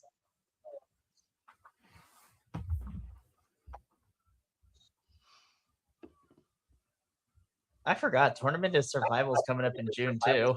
Mm-hmm. I was just about to look and see what events are coming up. I know it's on a Saturday.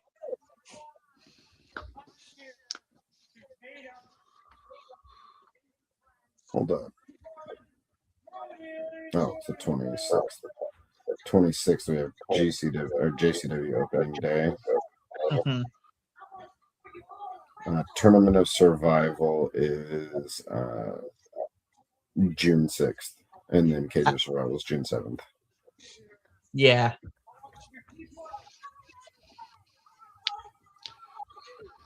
It's a Saturday. Mm-hmm.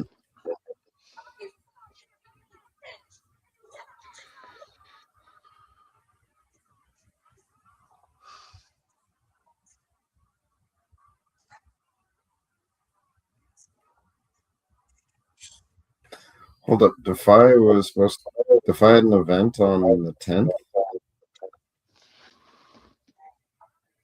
You know what? I don't know anymore about Defy because, I don't know what's going on over there.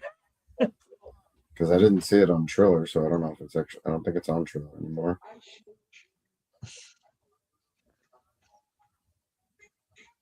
Look.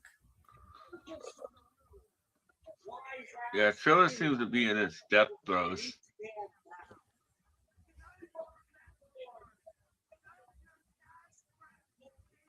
Which is not a good thing. Mm-hmm.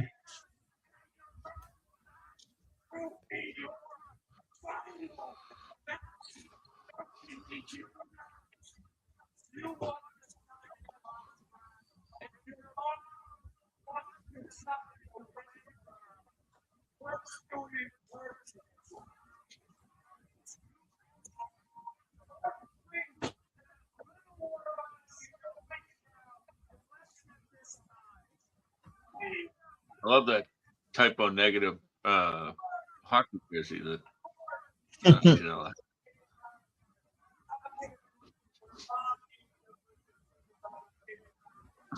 Super Strong Style Tournament is coming up next month. Beginning of next month, just a couple of weeks.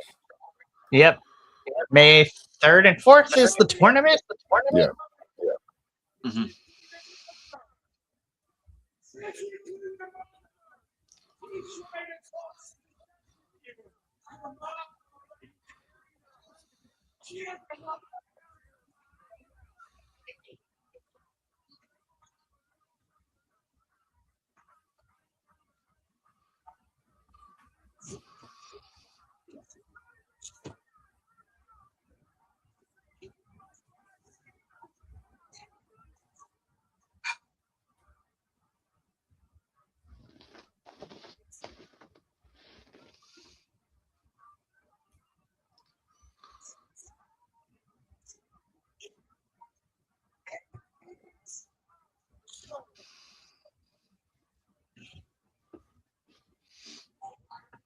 Okay, while we lead into this, I will be right back. All right.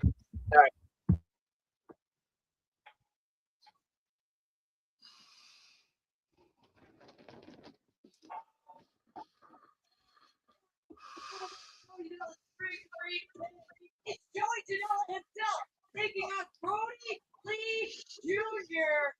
Here we go. Y'all know what time it is. Y'all ready for this event? I said, are y'all ready? This is probably the first match that I haven't seen really. Like, that's the first, I sort of skipped through it, but I'm looking forward to it. So Mhm.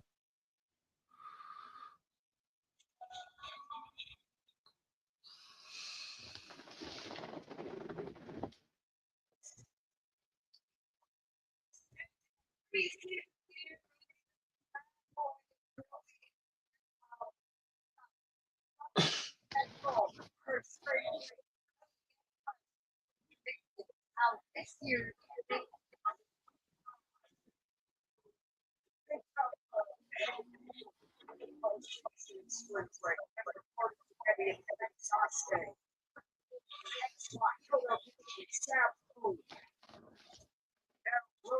Junior.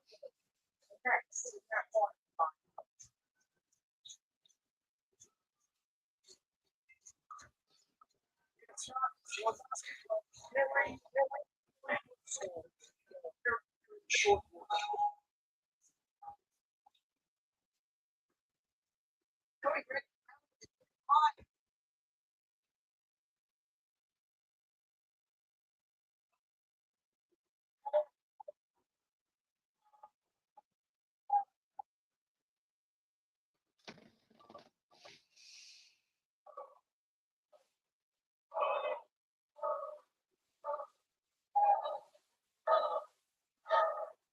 does Gunther have a match at WrestleMania?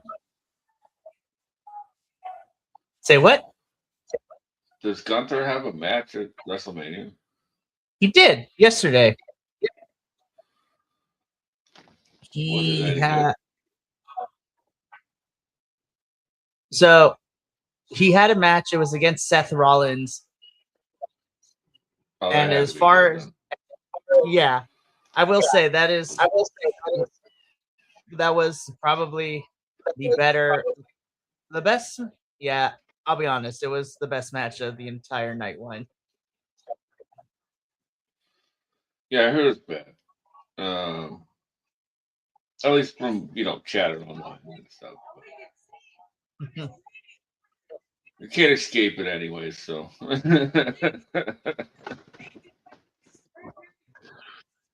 if you're terminally online as I am, you really can't escape like at least being up to date. you know, hmm of what's going on at the other place. I mean,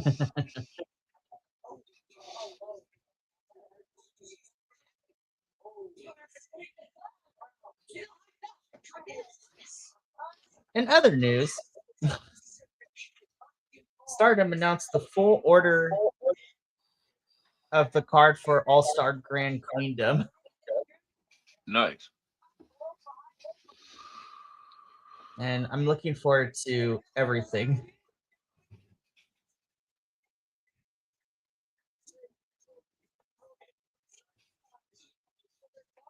This is gonna be a long show. There's so many matches. Yeah. Well, look at the timestamp. It's like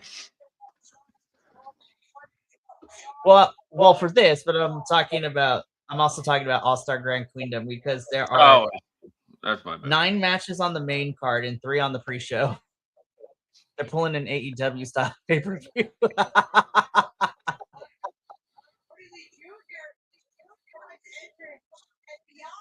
Grand Queendom, is that like a tournament?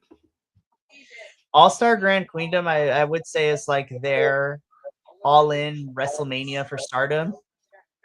Okay. It's like their biggest show of the year.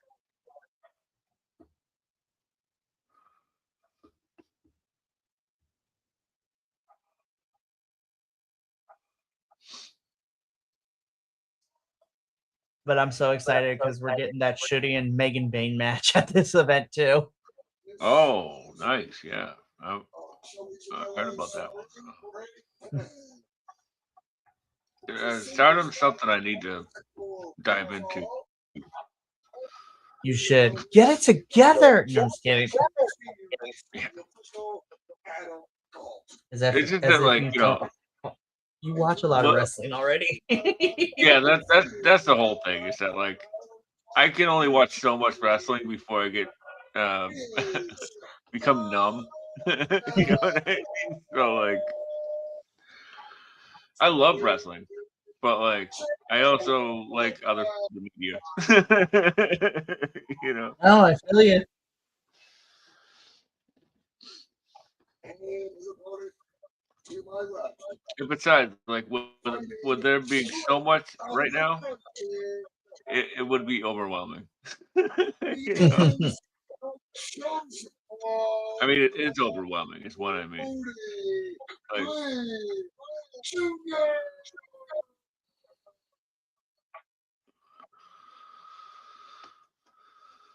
good for little Brody Lee Jr. Negative, -1, if you will. Yep.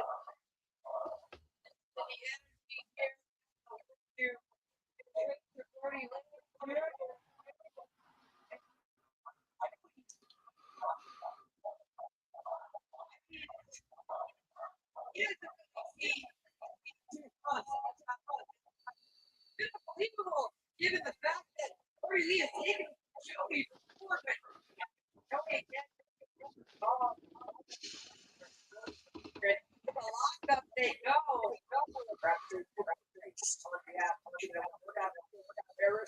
Maybe intimidate. Saw that contract started in LA. Barely not sure. Brody get right in Joey's face.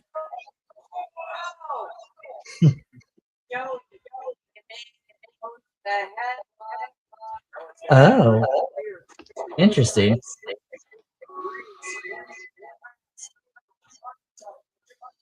So, Benny, you know that Gabe is injured, so his match against Yota is not happening.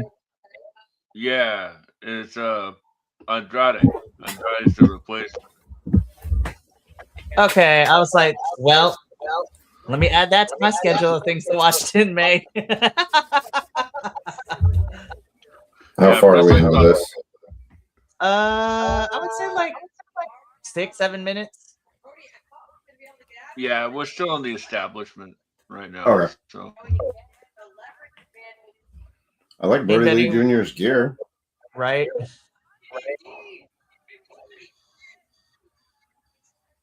Oh, he's sporting dungeon gear. That's cool.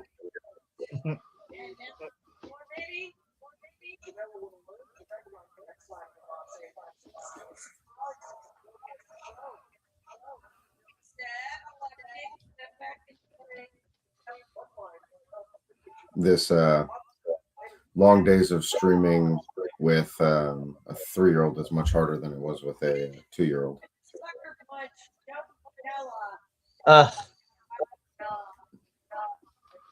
I feel you, and I empathize, and that's as far as I can go. I know my place.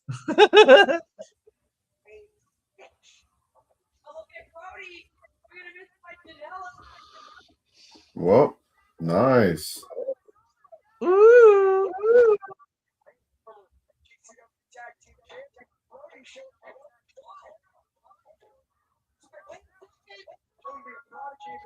oh, nice little roll up.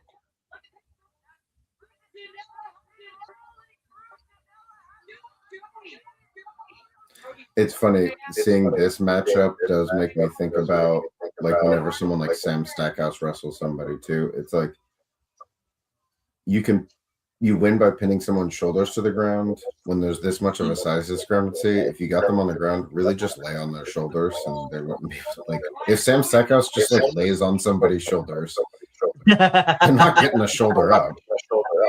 No, Yeah, right. 100%. Oh, speaking of Sam Stackhouse, that one-man gang outfit that he had on this show, pretty great. Well, that's like usually he's sporting a Bam Bam Bigelow style. Yeah.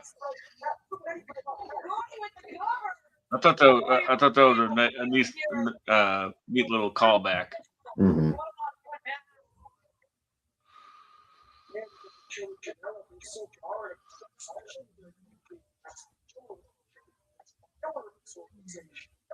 Oh.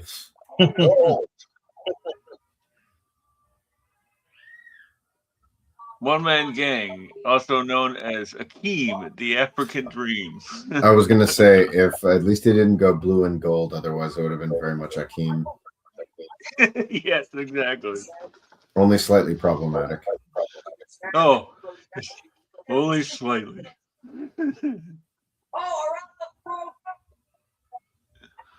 To be fair, there were a lot of those through the 80s and 90s. I mean, in 70s and 60s, but I'd argue that there's still some now. oh, sure. Just a lot less. Yes.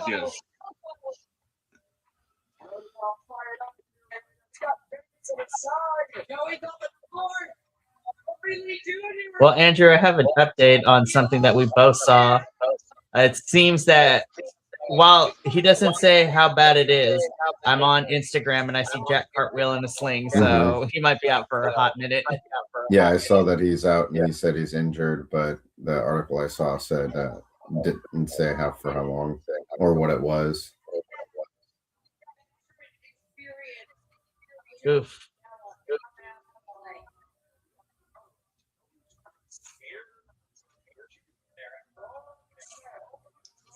I mean, that's one of the few, if not the only match I can remember since I've been watching GCW where they've actually thrown up the X's. Right. Why does Joey look so dirty? Like, look at his arms and hands. It's like he was like fixing his car, like he was changing his oil or something. Joseph, what is happening? It's like he went for the wrong color on his like tan.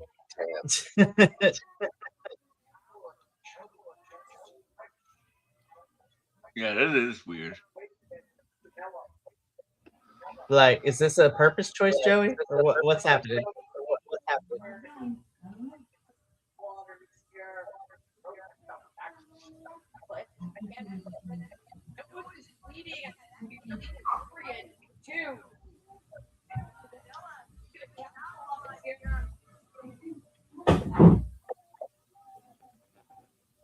Oh.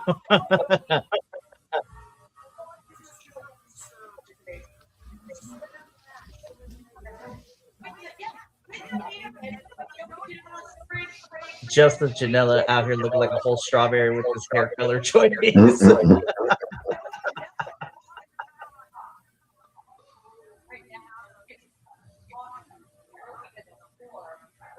I actually love Janela's style. Very glam rock. Right? But 80s glam metal. Bring back the hair metal. Exactly. He fit perfectly on the Sunset Strip. Oh.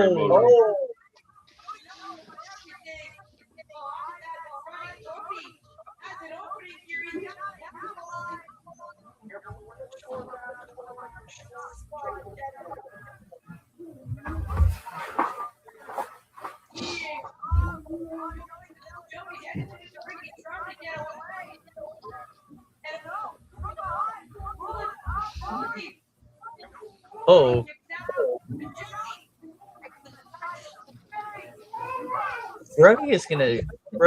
Mr. Brody Lee Jr. is about to grow up. He's gonna be very lanky when he gets older. Well, and he's only 14, so he's gonna probably put on some weight if he keeps training. Right. And especially if he's 14, he'll probably grow at least a couple more inches or a few more inches. Well, yeah. Anatomically, men stop growing at 21, like in terms of height and stuff. Yeah, and his dad was tall. Yep.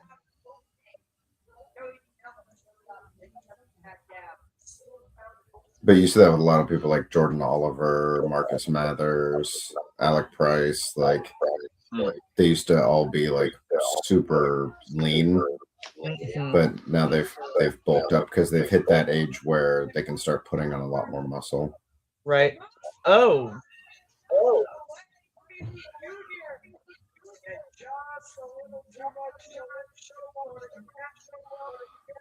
One thing I noticed throughout the week of watching wrestling is that there was a lot of people that started at the same age as Brody Lee Mhm. Jr. here. Oh yeah, I mean, you hear a lot of people, especially in the independents, that they're like, oh yeah, they've had a, like 12-year career and they're like 20. Yeah. So I think it's pretty common for a lot of them to start somewhere between like 14 and 16. And then you have like Marcus Mathers, who is second generation, so he's been really doing it since he was a kid. Yeah, you have the kids of wrestlers finally of age in most places. Like you have Isaiah Brookside and Mhm. like you said, Marcus Mathers. And then if you expand the scope of it, that trend still to appear around the world because Mexico, a lot of the families literally have like cousins and siblings and parents wrestling in lucha libre. They start like when they hit those double digits, they begin training immediately. Yeah. Well, I mean, you look at Brody Lee. Realistically, Brody Lee, I mean, he's been around it since he was a little kid. He was showing up on AEW. Yeah.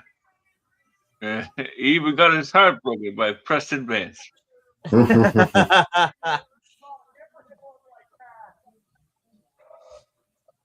Oh. But watching Brody do all this, like watching him do all this reminds me of like, ooh, the international promotions where we actually have the younger kids wrestle. Like I'm looking at Tiny Vikingo in AAA.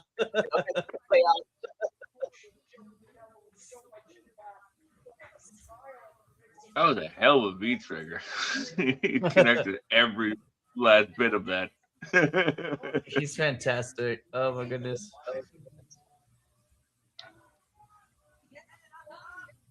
I saw an interview with Janela last week. He said he was like training with Brody Lee Jr. here, just preparing some stuff, Yeah. And Brody Lee Jr. was just throwing some potatoes at. Yeah. Well, that tends to happen too, especially when folks are younger, because they don't have the experience of how to not hit while making it appear you're hitting, and then also they get overzealous too. Yeah, and especially if, like, as you said, like they get overzealous, and then like you put them in front of a crowd, like Yeah. a whole different type of adrenaline, Well, and that's like I work with students and performers teaching stage combat, and that always happens as soon as like their first time in front of an audience, they all start speeding up, and then it's just like, whoa, okay, slow down. Yeah.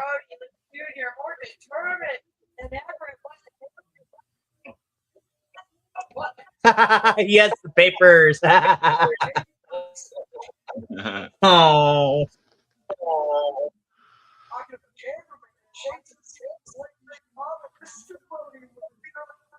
I miss Brody Sr. Yeah. Well, it was so unfortunate too because of what was happening with him when he came over to AEW. He had a rough go.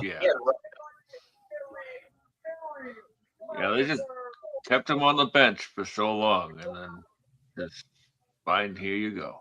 Like, well, and I mean, if he had, not unfortunately passed, like he could have been one of their top heels, like for years.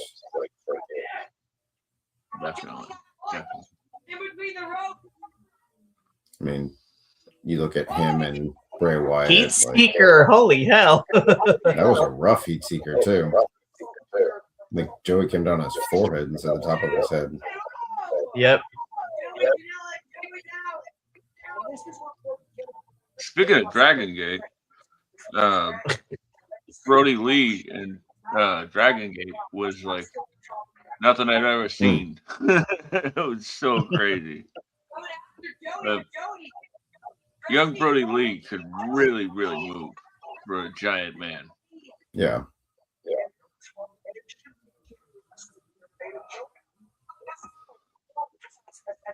Joseph, you got to close the chair and push it in the ring. Like, come on now. Oh, no, don't do this. Come on. His career before it starts. Joey, please. Please, no. The ankle of the shin.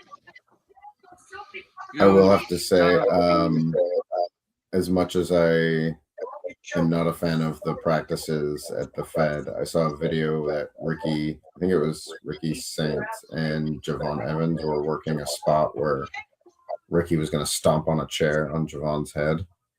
And he was like worried about it. And Shawn Michaels was like, come here. And he laid down. He was like, all right, you do it to me. He was like, whoa, what? And he's like, you do it to me.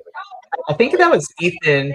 Oh, that's who it was. It was Ethan Page, not Ricky Saints. Yeah. No, and I agree with you. And look, say what you will about Shawn Michaels in his entire career, him as a person, all that good stuff. At least this current Shawn Michaels, like, I have to give him some credit because he really does take care of the NXT roster.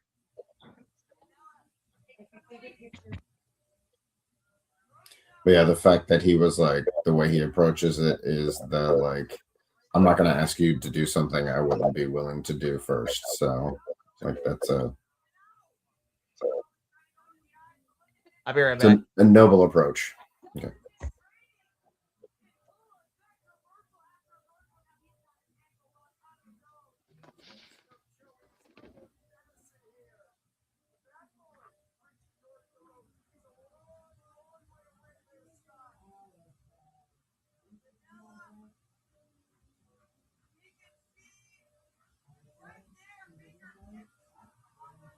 Janela was somebody that like it took me a while to get used to him. Yeah. Some people it's like that, you know. Sometimes it takes a while, and then once I got it, I was like, oh.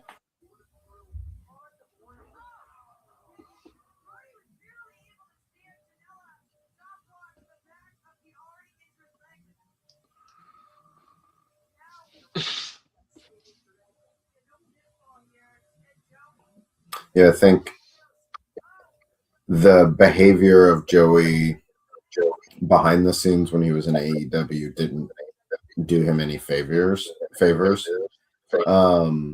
But I think also how much he grew in really like helping develop GCW. He was able to keep his character work inside the ring similar in that character, but then be an actual productive force behind the scenes. Yeah, exactly. I was just laughing because like one of Janela's legs is bigger than both of Brody Lee's legs. Yeah. Oh yeah. When Brody Lee had him in an ankle lock, Janela's foot looked huge against his chest. Like now he's in the bigger forwards, like pretty funny.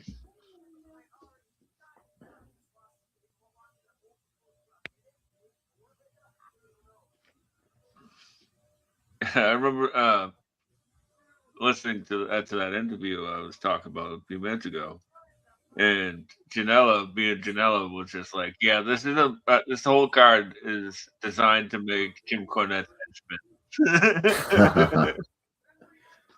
Good. Lord. Yeah, Reals. because fuck that guy. No, he poisoned 100%. the well he dug.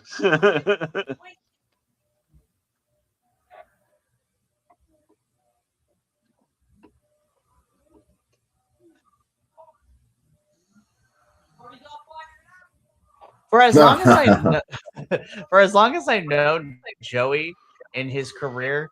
I feel like Joey does a really good job of going back and forth of writing that line, like between kind of more face and then being more heel, depending on what the situation is asking of him.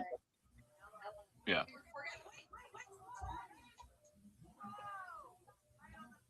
Well, like, whoa. Wow. That was great. I think Janela does a real good job of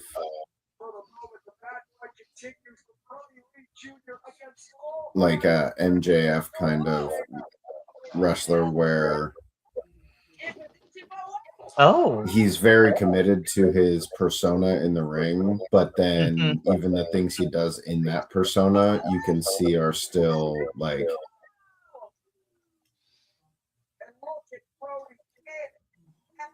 it's not as self-serving as it could be. Right. He also seems like a really silly guy. No, 100%. he definitely is. He was our neighbor when we were at that wrestling convention, Adolfo and I and JVL and Jesse. Like, he was our neighbor on the first day, and he was a hoot and a holler. That's amazing.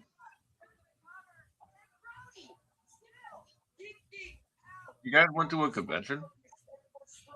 So, like 2.5 years ago, out in New Jersey, they had a like wrestling convention. It was a small scale thing, but the promoter basically, as long as we paid the table fee, anybody could be there. And so Adolfo's like, "Hey, Mikey, do you think this is something we can do?" And I was like, "Well, let's see what happens." And so, yeah, and so there we had a table for BC Wrestle Pod, but it was like even though it was a small scales, there were people there, which included Wardlow and Aminata and Billy Starks was there. Nice. You have to go way back into our archive. Snap. Is that Chris Bay? Mm-hmm. It is. Chris Bay! No, let Chris Bay out there. Let Chris Bay out there. They're like, Chris, you can't go to the ring. Like, legality, you're still not cleared yet. Never will be, you know.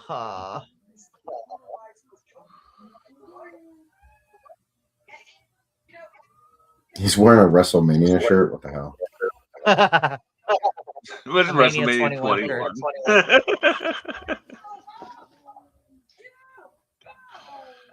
Maybe he just loves Shawn Michaels' Undertaker.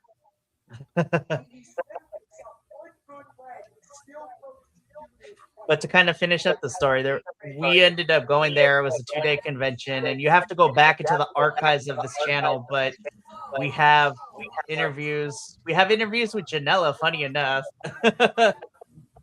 And we did one with Billy Starks. I did one with Ash by Elegance. Mm-hmm. Wow. Nice. And then Adolfo did a couple of like the New Jersey local like independent wrestlers too. They were also fun neighbors too. I love the girls, Luscious Lacey and all of them.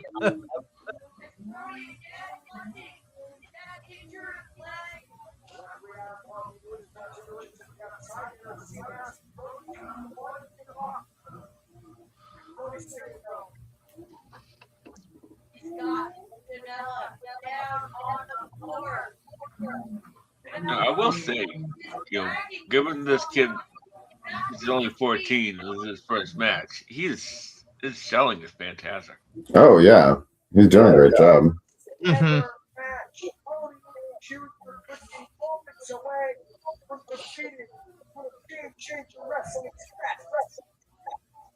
Which again, this is credit to Joey Janela. Like, he's big enough in GCW that he has his own show. Like, he's definitely one of their top stars, and the fact that people like that are so willing to go in there with literally debuting talent. Like, yeah.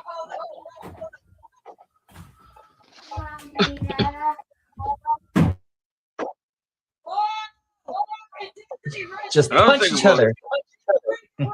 Yeah, hockey fight. Oh. One of the things about Janela is that he's incredibly charismatic as well, and he's got the gift of gab, you know. So Oh.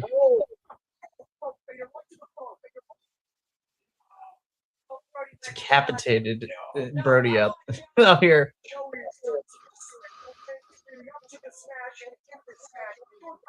I got a Janela story, but I can't tell it on air. So Oop.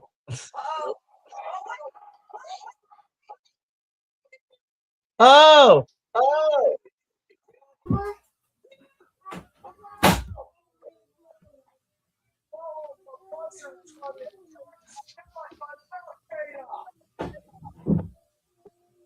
Oh, tape's coming off. Yep.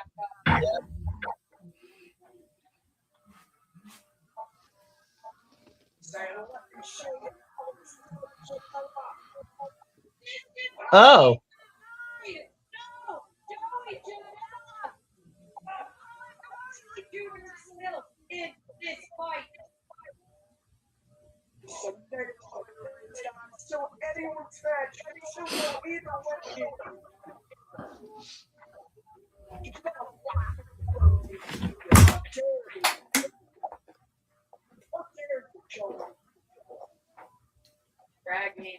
Oh, he dares. Oh. Oh. damn.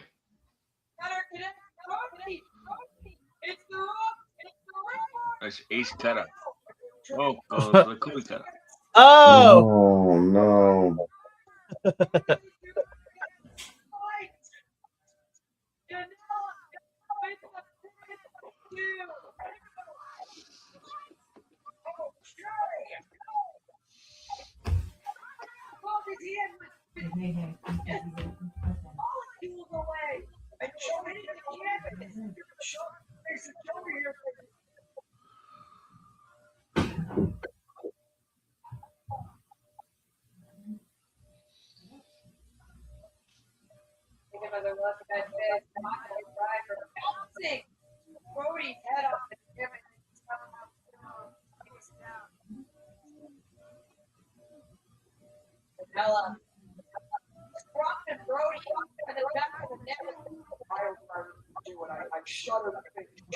Full Nelson.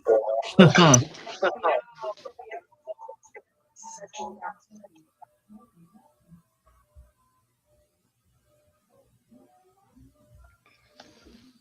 think that tape's gonna come into play. Oh, Uh-oh.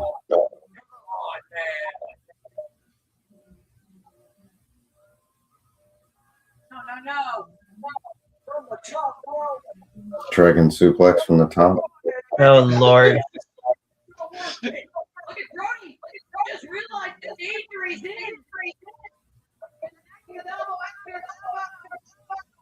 Trying to break the full Nelson. Janela's down, Brody.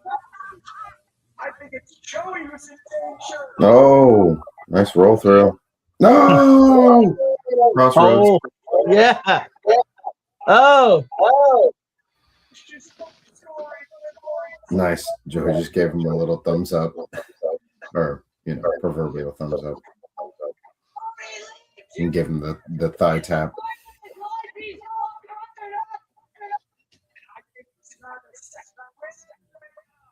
Could this be it? Oh. oh. Beautiful Brody tribute discus sport. That's good. Discus Larry.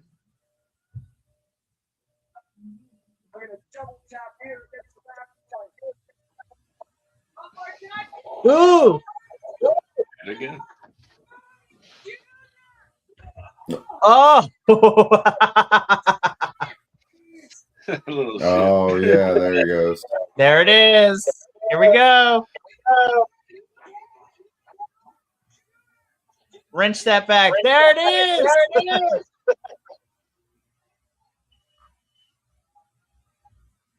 Good for you, kid. Shout out to Brody and shout out to Joey too, man. I mean, that's a pretty huge debut match, first ever match. Like, that's awesome. Main eventing spring break. Against Joey Janela. Yep.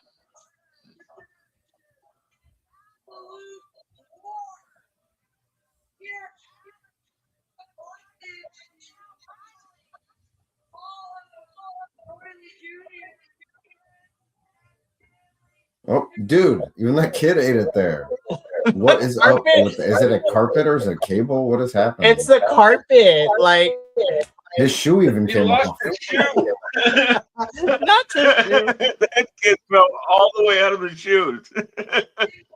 Oh my goodness.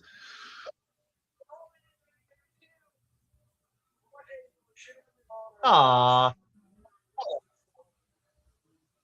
I also love that Jerice has been kind of hanging around mentoring Brody too, like last year or two. Guys, it's officially confirmed. Brody to progress.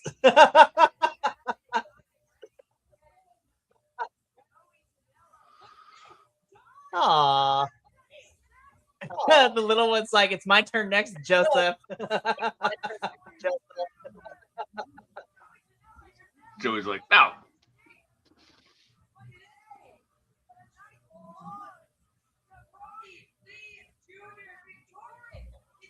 That was a fun main event. Yeah, that was cool. Honestly, this is a really fun show too. Yeah, that was awesome. Ah, my goodness.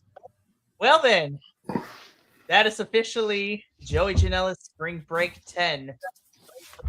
And thus, the collective has come to an end. Oh, Lord.